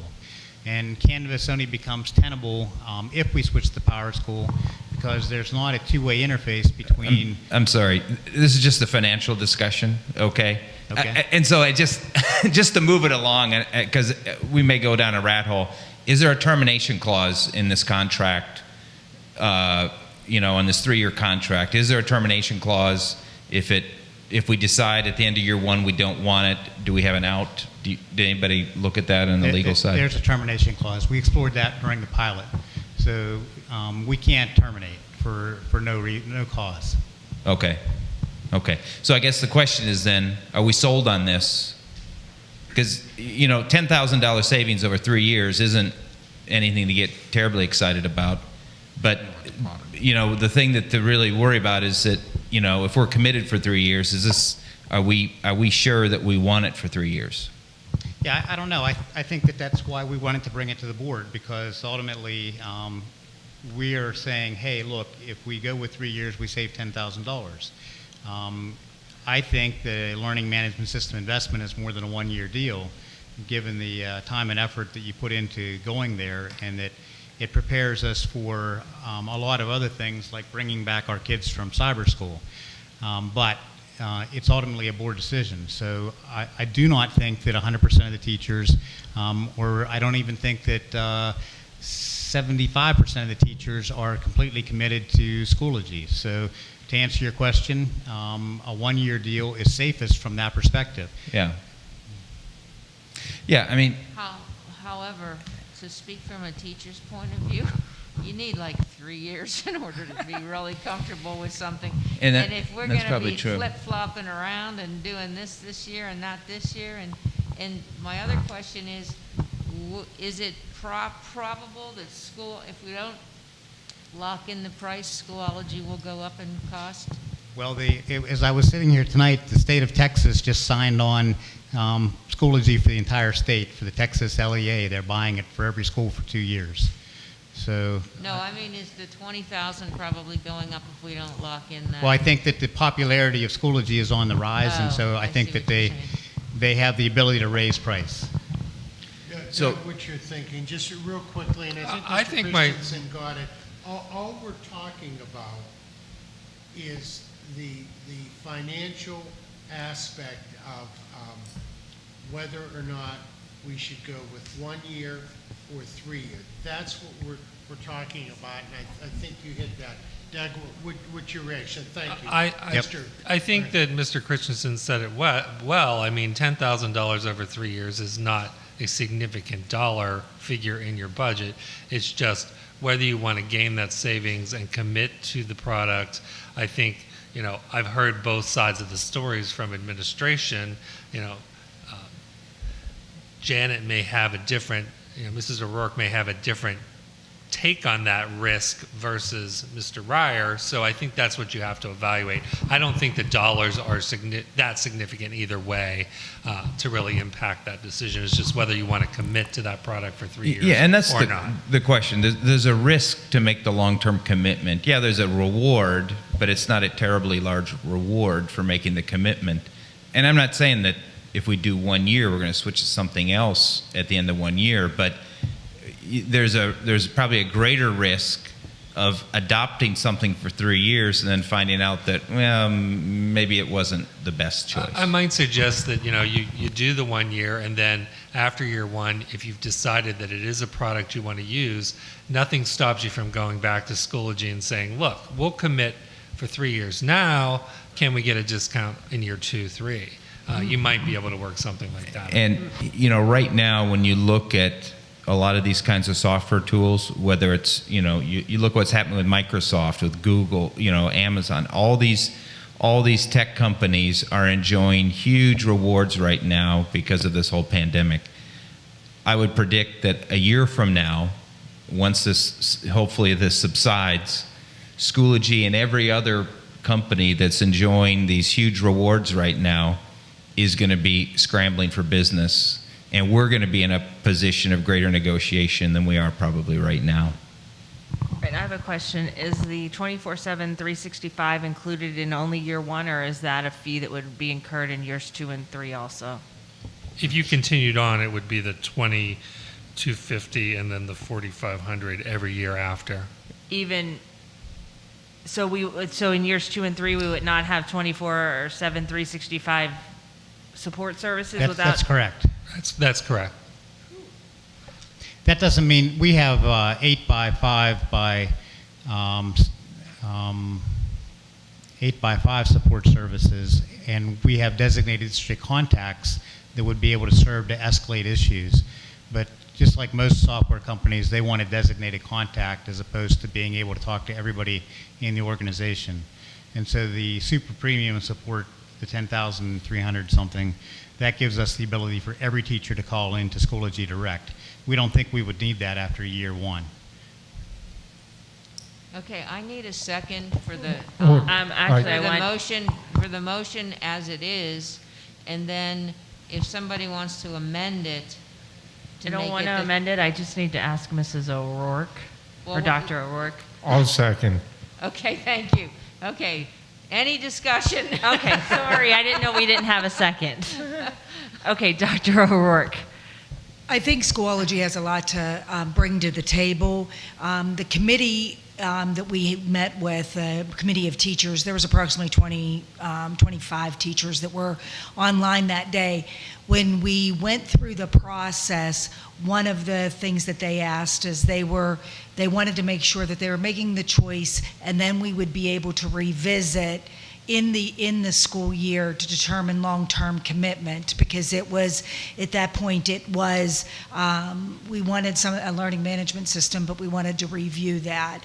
So Mr. Ryer and I have had conversations about that, because I think, as Mr. Christensen has said, the teacher buy-in is paramount to this, and I want to give them the opportunity to explore it once we get into it, and then if, say, Canvas or something else comes up that is providing that support that they would like to see, or fills a weakness that they find that Schoology does, we want to be able to give that at this point in time. So the two of us have gone back and back. It's not that we don't think Schoology is a good resource, and I'll be honest with you, I hope it's the resource that is a long-term resource for us, but at this point in time, under these circumstances, that $10,000 is not, I think we gain more by having more flexibility as we move forward.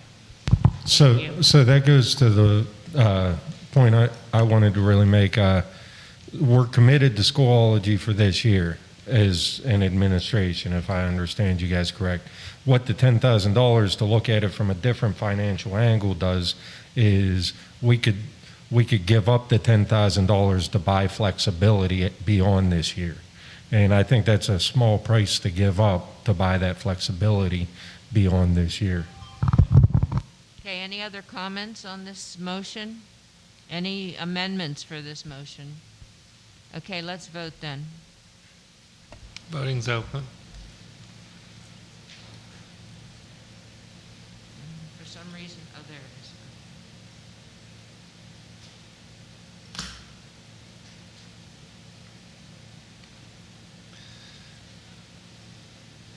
Still need Mrs. Rule.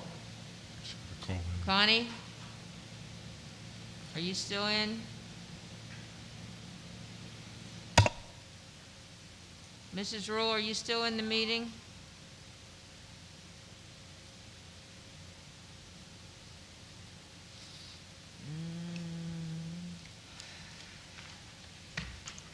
I don't see her still in the meeting. I think she must have exited Okay, the meeting. motion carries.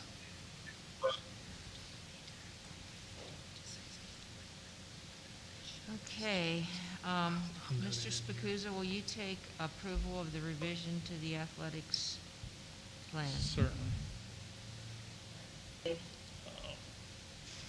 Certainly. The board, the approval of the revision to the athletic health and safety. Health and safety. I put myself back on mute. So, take it on. Just talking to. Oh. Mute yourself. No, I did. No, mute. In the app. No, how did it get on? Sorry, I apologize. Okay, now just talking to the Approval microphone. of the revision to the athletic participation health and safety plan. Board of School Directors approves the administration's recommendation to approve the revisions to the athletic health and safety plan. I need a second. Second. Okay, it's been moved by Mr. Spacuzza and seconded by Mrs. Turner. Any questions or comments on this? I do have one question, actually. Under item number 11, it says identify staff and students who may be at higher risk of severe illness from COVID-19 due to underlying medical conditions such as. Now, my question is, do we have any HIPAA restrictions here? I mean, how do we identify these people? Or, I mean, I understand the concern, but I mean, how do we legally do that? I mean, when you look down through the list of some of the items. So I can respond to that. I mean, it really is on the participant to notify the athletic staff that they may have a condition that puts them at higher risk. We can't mandate that they do that. I think what this is saying, the way I interpret it, is to say, you know, we're encouraging those who may be at higher risk to let us know so that we as a district can, within our plan, take that into account. Yeah, I was just confused because it says identify staff and students. Yeah. You know. It's a good question. Also wanted to just notify, just for purposes of the public watching and the board, the additions to this plan have been added on pages 7 and 8 there with regard to travel quarantine, which was something that had developed further after the initial plan was approved by the board, as well as the mask requirement, which was also further understood after the plan was approved. Thank you. So I just had clarifying that. one question on this. I mean, I think the plan is good. It's a good starting point. I think somebody should maybe Dan can go through and look at this and maybe somehow try to compare how this plan is different than maybe, you know, what the Marlins have been doing, okay, or MSU football, and try to determine, can we make the plan even better over the next couple of weeks? I mean, I think we should view this as maybe a living plan and see what we can do to make it more effective. The other question I had on this, so around events, we've got spectators in this tier 3 and they won't be allowed until any of these quarantine restrictions are lifted. So that could mean no fans at games for a while.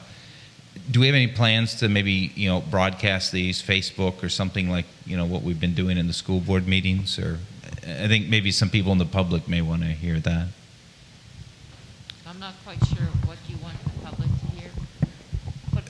Football games, soccer games. Are we going to try to maybe broadcast those or so there is some level of spectator? Oh, I see what you're saying. We do broadcast them currently. We have been. We do soccer. We do football. Oh, okay. Yeah, they're broadcasted. Okay. Sure. Thank you. And to your other point about it being a living document, we approved this last month, and so this is the first revision. And if there are more revisions, I'm sure we'll be doing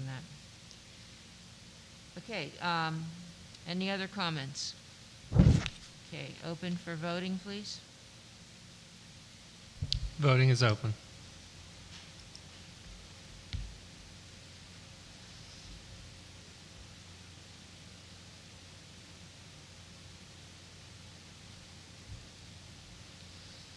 Okay, motion carries 7-1 with one not present.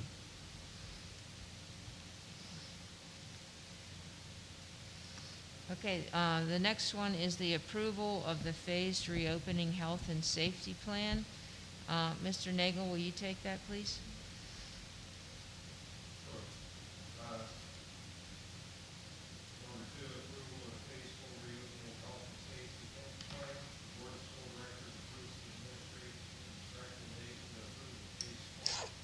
Hey, Candace, Darren McGregor, I think you're muted because I can't hear you.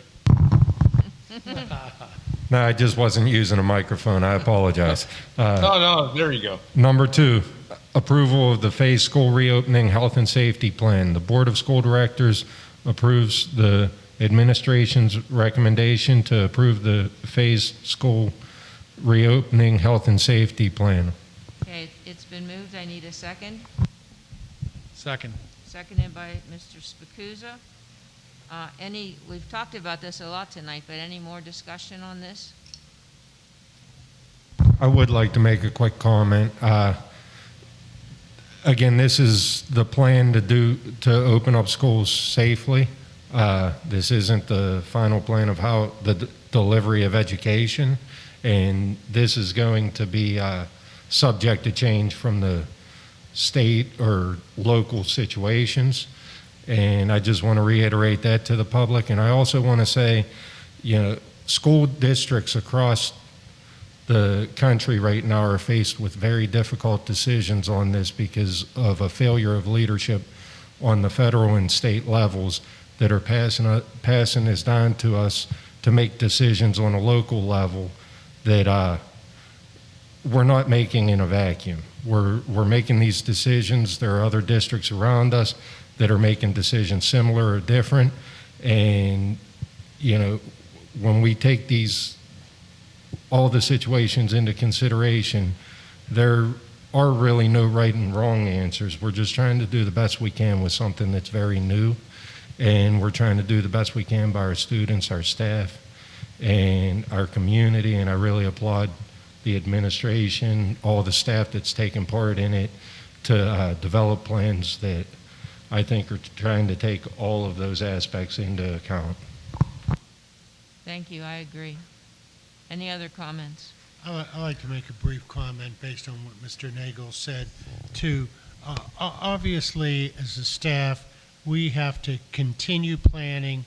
We have to continue updating the plan. But I guess I would call it the truth of the matter is we do not have all the answers. We are working diligently, what I would describe as day and night, to come up with as many answers as we can. But we're doing, I feel, a very good job.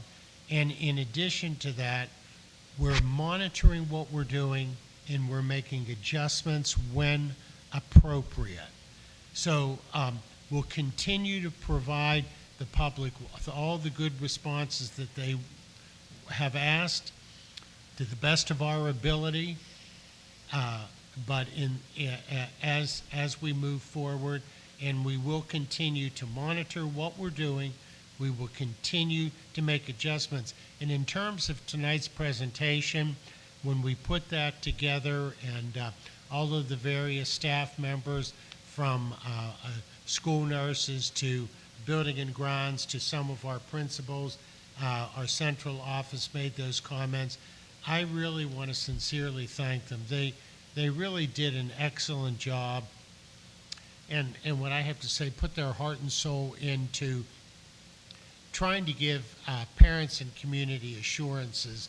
We're working so diligently to do the best job and the safest job we can for children and staff in the community. So I thank you, Mr. Nader. I picked up on that. Yeah, I just wanted to echo that also. I mean, I asked a lot of questions, and sometimes questions are viewed as criticisms. Definitely not criticism. You guys did a fantastic job, very large team of everybody from many different organizations around the district that have a lot of interaction, and you thought through a lot of those interactions, and you guys did do, I thought, a fantastic job on this kind of how to open school safely. And, if we can get that same level of kind of detail around the actual instruction plan, the operational plan, how instruction will be done, fantastic.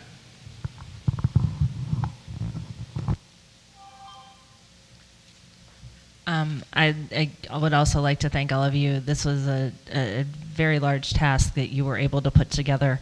I had encouraged Mrs. Dobus to ask this to be a presentation the other day when I saw the agenda. I have some concerns about making a decision tonight on this plan.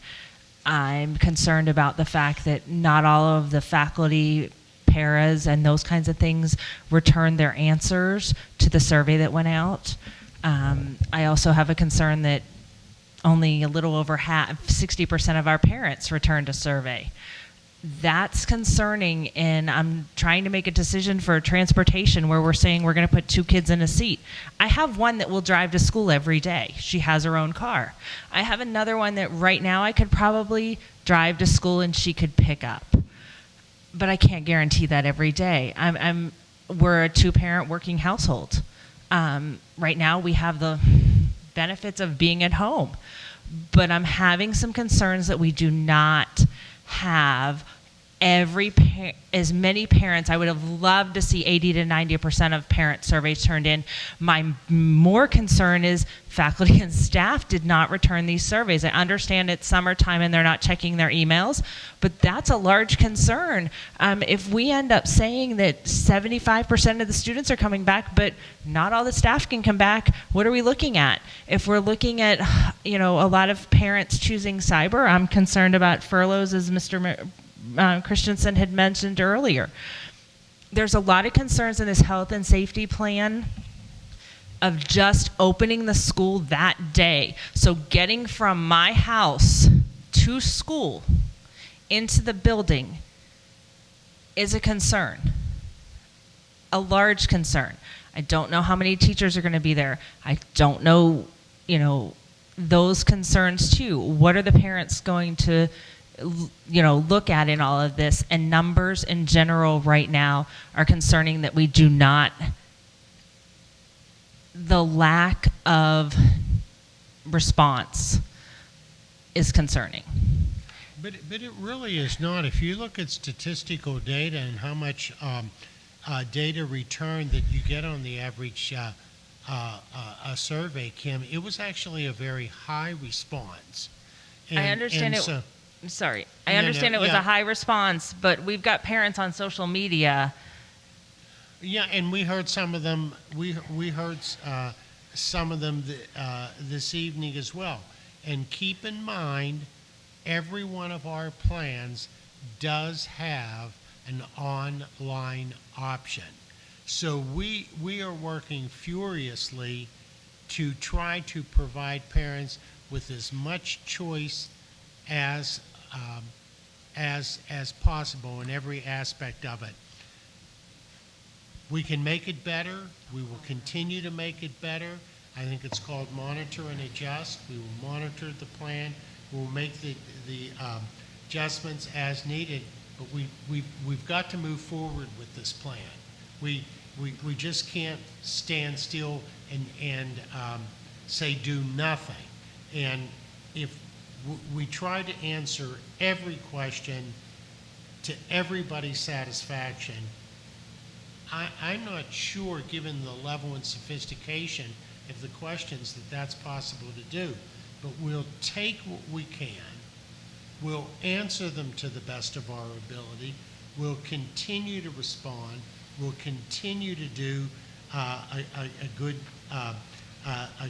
job with this. But as I said, and by the way, I'm in contact with many other districts throughout the county.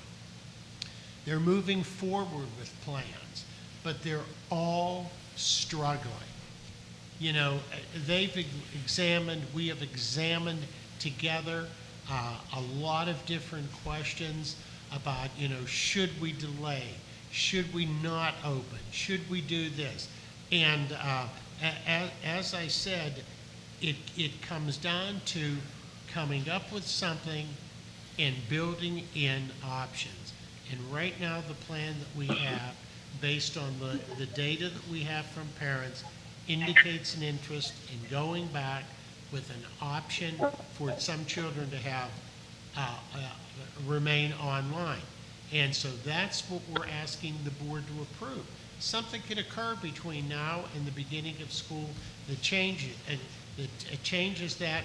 We will be the first to change it. We will be the first to bring it forward.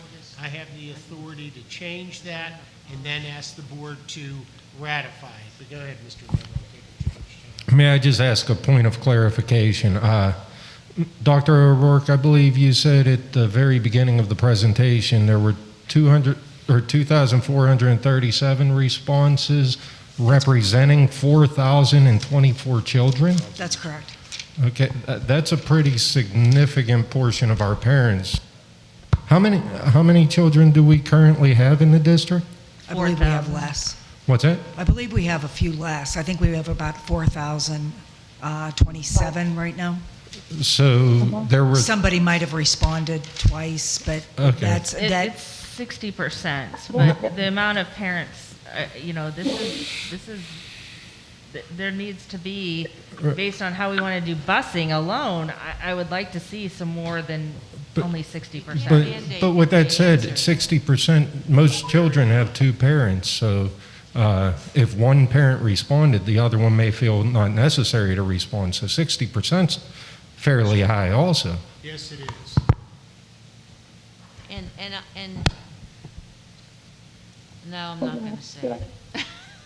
I was just going to say something about social media doesn't necessarily represent the majority of the parents in our district. And I know that there's a lot of comments on social media right now, but I'm not going to be influenced totally by that. I'm more influenced by the survey and how many responses we got.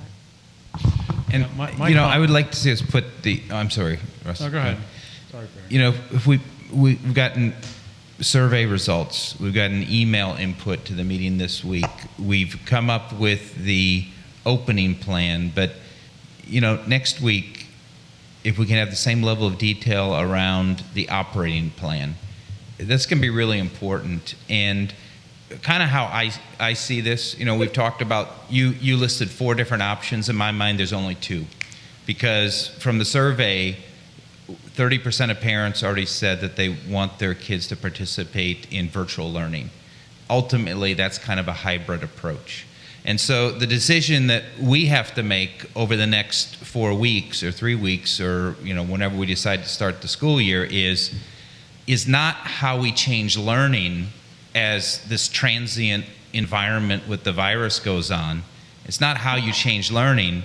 It's how we change the percentage of kids in one environment or the other. I mean, and that's going to be determined by parents' decisions to send their kids back to the classroom or leave them in remote in remote learning. But, you know, what I hope we see next week is what is that delivery plan so that it doesn't matter whether we're 100% virtual or 99% classroom, okay? How we teach should be the same. And then, you know, it's like a snow day, okay? We decide a lot closer to that point rather than weeks in advance, months in advance, where that whole virus could be changing very drastically from one week to the next. The comment I was going to make, first of all, the effort that was put into this plan, I think, was significant. And I believe that everyone that was involved in the committee for the planning, plus all the people involved in the district, are going to do what's best for the students and staff in the long run. So, I mean, we have to have a plan moving forward, and I think that I have to support the plan tonight. And let's face it, if we wait for everybody to give us an answer, we can wait forever and ever and ever. And you can't force people to give you answers. We can't even get experts to agree as to what the best way to attack and approach these situations. Let's approve the plan. It's a fluid plan, obviously, and we'll wait to hear back from you guys when you give us the next and more important part of the equation. I agree with Russ. I'm not in full agreement with where we're at, yet we have to move forward in regards to, we have to have our plan submitted to allow student services to start doing their job, which is also going to be very critical at this point in time to getting students tested and identified and provide those continuation of our services. And it is a fluid document. So we got to take that step, and as other members have said, see that educational component next week in full depth, and so people can understand. But I think we need to take that next step forward here tonight. Okay, any other comments at this time? Okay, will you open up the voting, please? Voting is open. I think Connie's back on. But Connie is a yes. Okay, Connie's a yes. I don't have, Russ, I think I got your syndrome here. This is the last two times I don't have. So you can just. I was. I switched back. Yeah, there it is. It's weird. I don't know how it works. I switched back and forth to, yeah. Did you get 8-1? Okay. Motion carries 8-1. All right, approval of resolution 95-2020. Mr. Modrak, will you take that? I'm jumping all over the place. Board of School Directors recommends approving resolution number 95-2020 declaring that the COVID-19 pandemic is an emergency within the meaning of section 520.1 of the Pennsylvania School Code. And Ms. Zundel, could you just tell us what this basically does? Absolutely.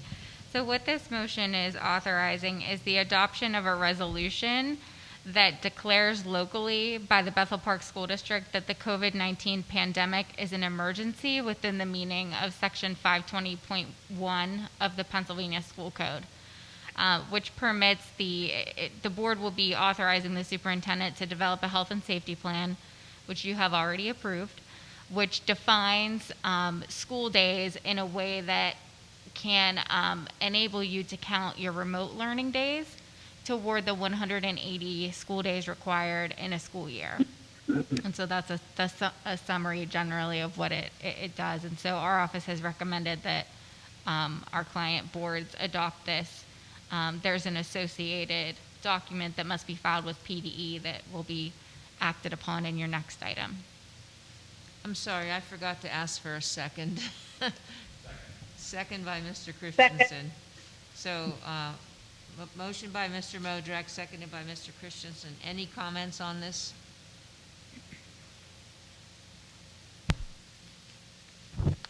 Voting is open. I vote yes. Mrs. Rule.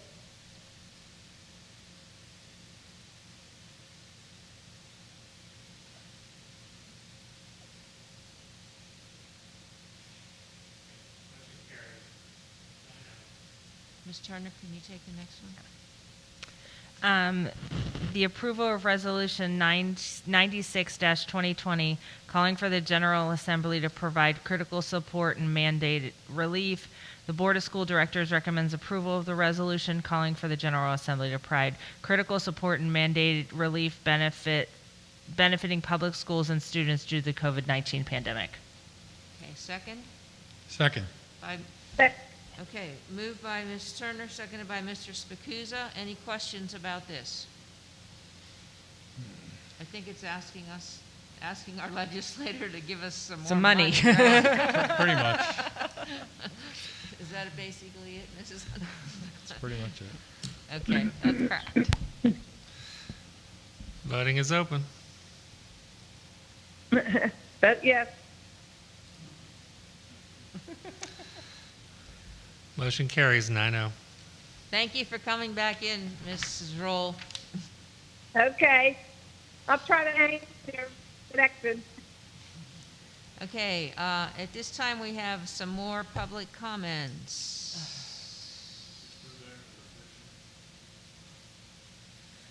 Pardon me? There was one that was missed, it says. And then there's three additional ones that came in. Did we read Rachel Breck's already? Yes. Oh, we did? Okay, Yeah, I read that. okay.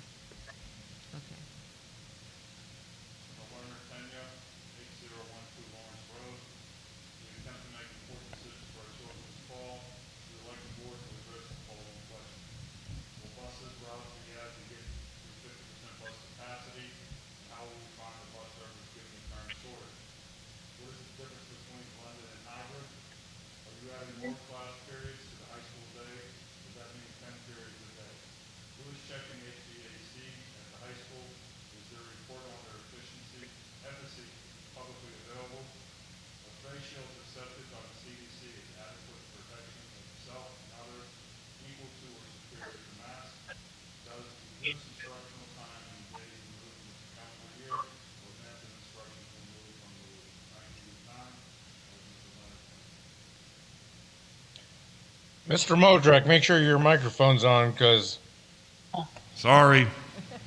there. Should we reread that? Did you hear it, Mr. McGregor? Should I reread it?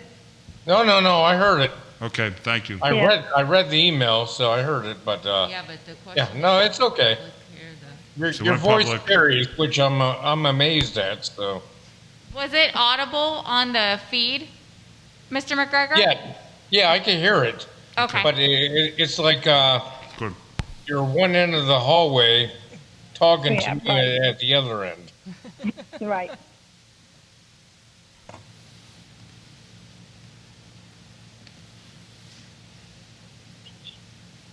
There's a Megan Winter. There's Shayna Willis.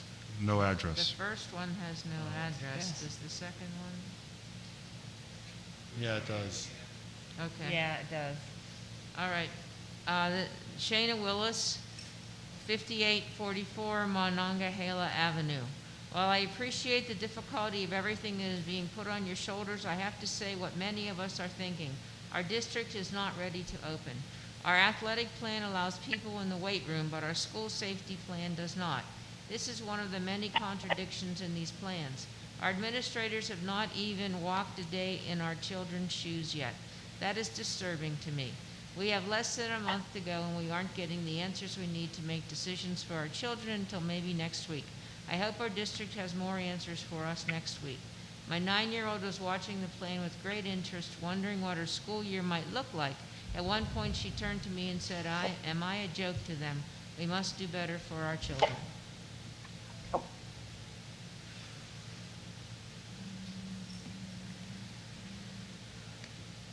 Megan doesn't. We don't have an address. No address. Okay.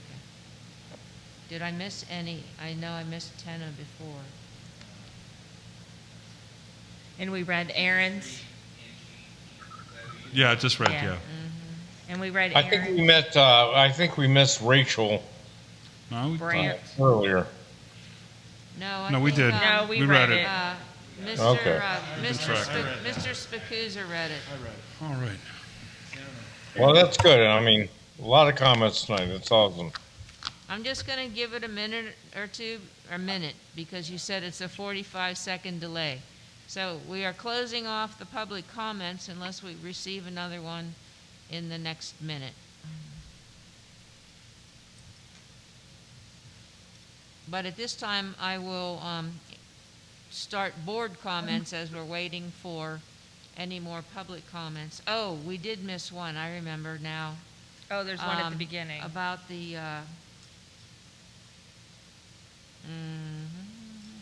It was Mrs. Ford, right? it was,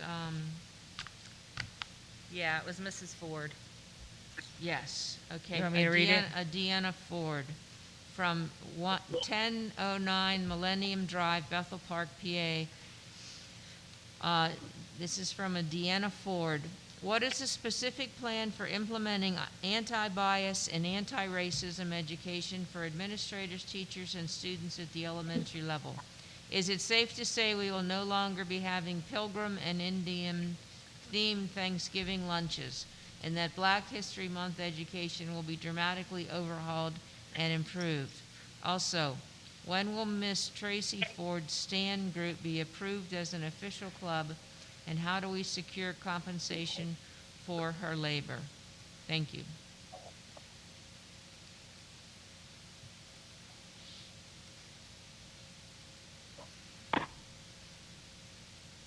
Okay, any board comments tonight? Any board comments tonight from anybody? No. No, this is Darren. I just want to say it's a tough time, so we're with you, the community, and we're trying to work things through it. So keep emailing, keep calling. That's what we want. Any other board comments? I do want to thank everyone for their efforts tonight. It's a hard decision when you're used to more feedback, especially in the business world. So thank you. I know next week is going to be another one of those nights where it's a big lift for everyone sitting in this room. So again, we're looking for the best education possible for the students of Bethel Park. I just want to say, I want to concur with everybody, thanking the administration for this, the well thought out, organized plan.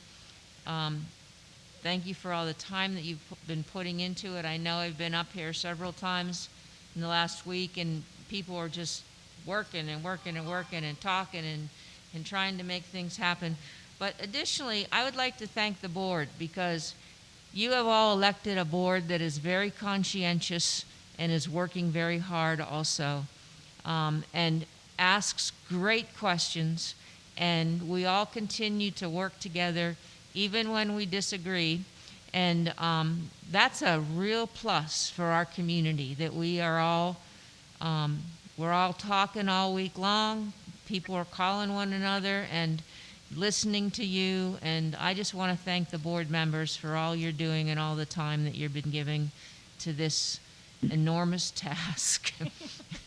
And at this time, there are no more... I did have one okay. question, and I didn't want this to be controversial, okay? But the fantastic feedback. All the emails that we've gotten back from the community, parents, everybody concerned is fantastic. A lot of great questions. I know quite a few of you who are asking the questions, and I know you probably also have great ideas for solutions, so please suggest those also. I'm sure that the administration is willing to consider any great ideas that you have, that you hear from other districts. I mean, I think as Dr. D'Imperio said, everybody is in the same position. It doesn't matter if another district comes out with a statement, we're going to do this. The reality is they don't know anything more than us, okay? Everybody's just communicating in slightly different ways. So as, anybody listening to the call, thanks for the feedback. thanks for the questions. As you have ideas, on how to move forward, on to make learning better, how to make the environment safer, please suggest those. Okay, and Mrs. Dobus, there was one more that came in. Sarah Chicas, staff who received 10 days sick, 3 days personal, will we have to use our own days if placed on quarantine by no fault of our own? Will BP offer to pay us the days off? She's 191 Stonewood Drive. All right, I would like to have a motion to adjourn. So moved. Seconded, motion by Ms. Turner, seconded by Mr. Spacuzza. Any comments on that? Any discussion? All right, will you please open the voting for that, Mr. McCausland? Yes, I vote yes. Yeah. All right, enjoy your vacation, Good night, Connie. Thank you. Thank you all, Bye. thank you all. Thank you all for staying, those of you who stayed, I appreciate it.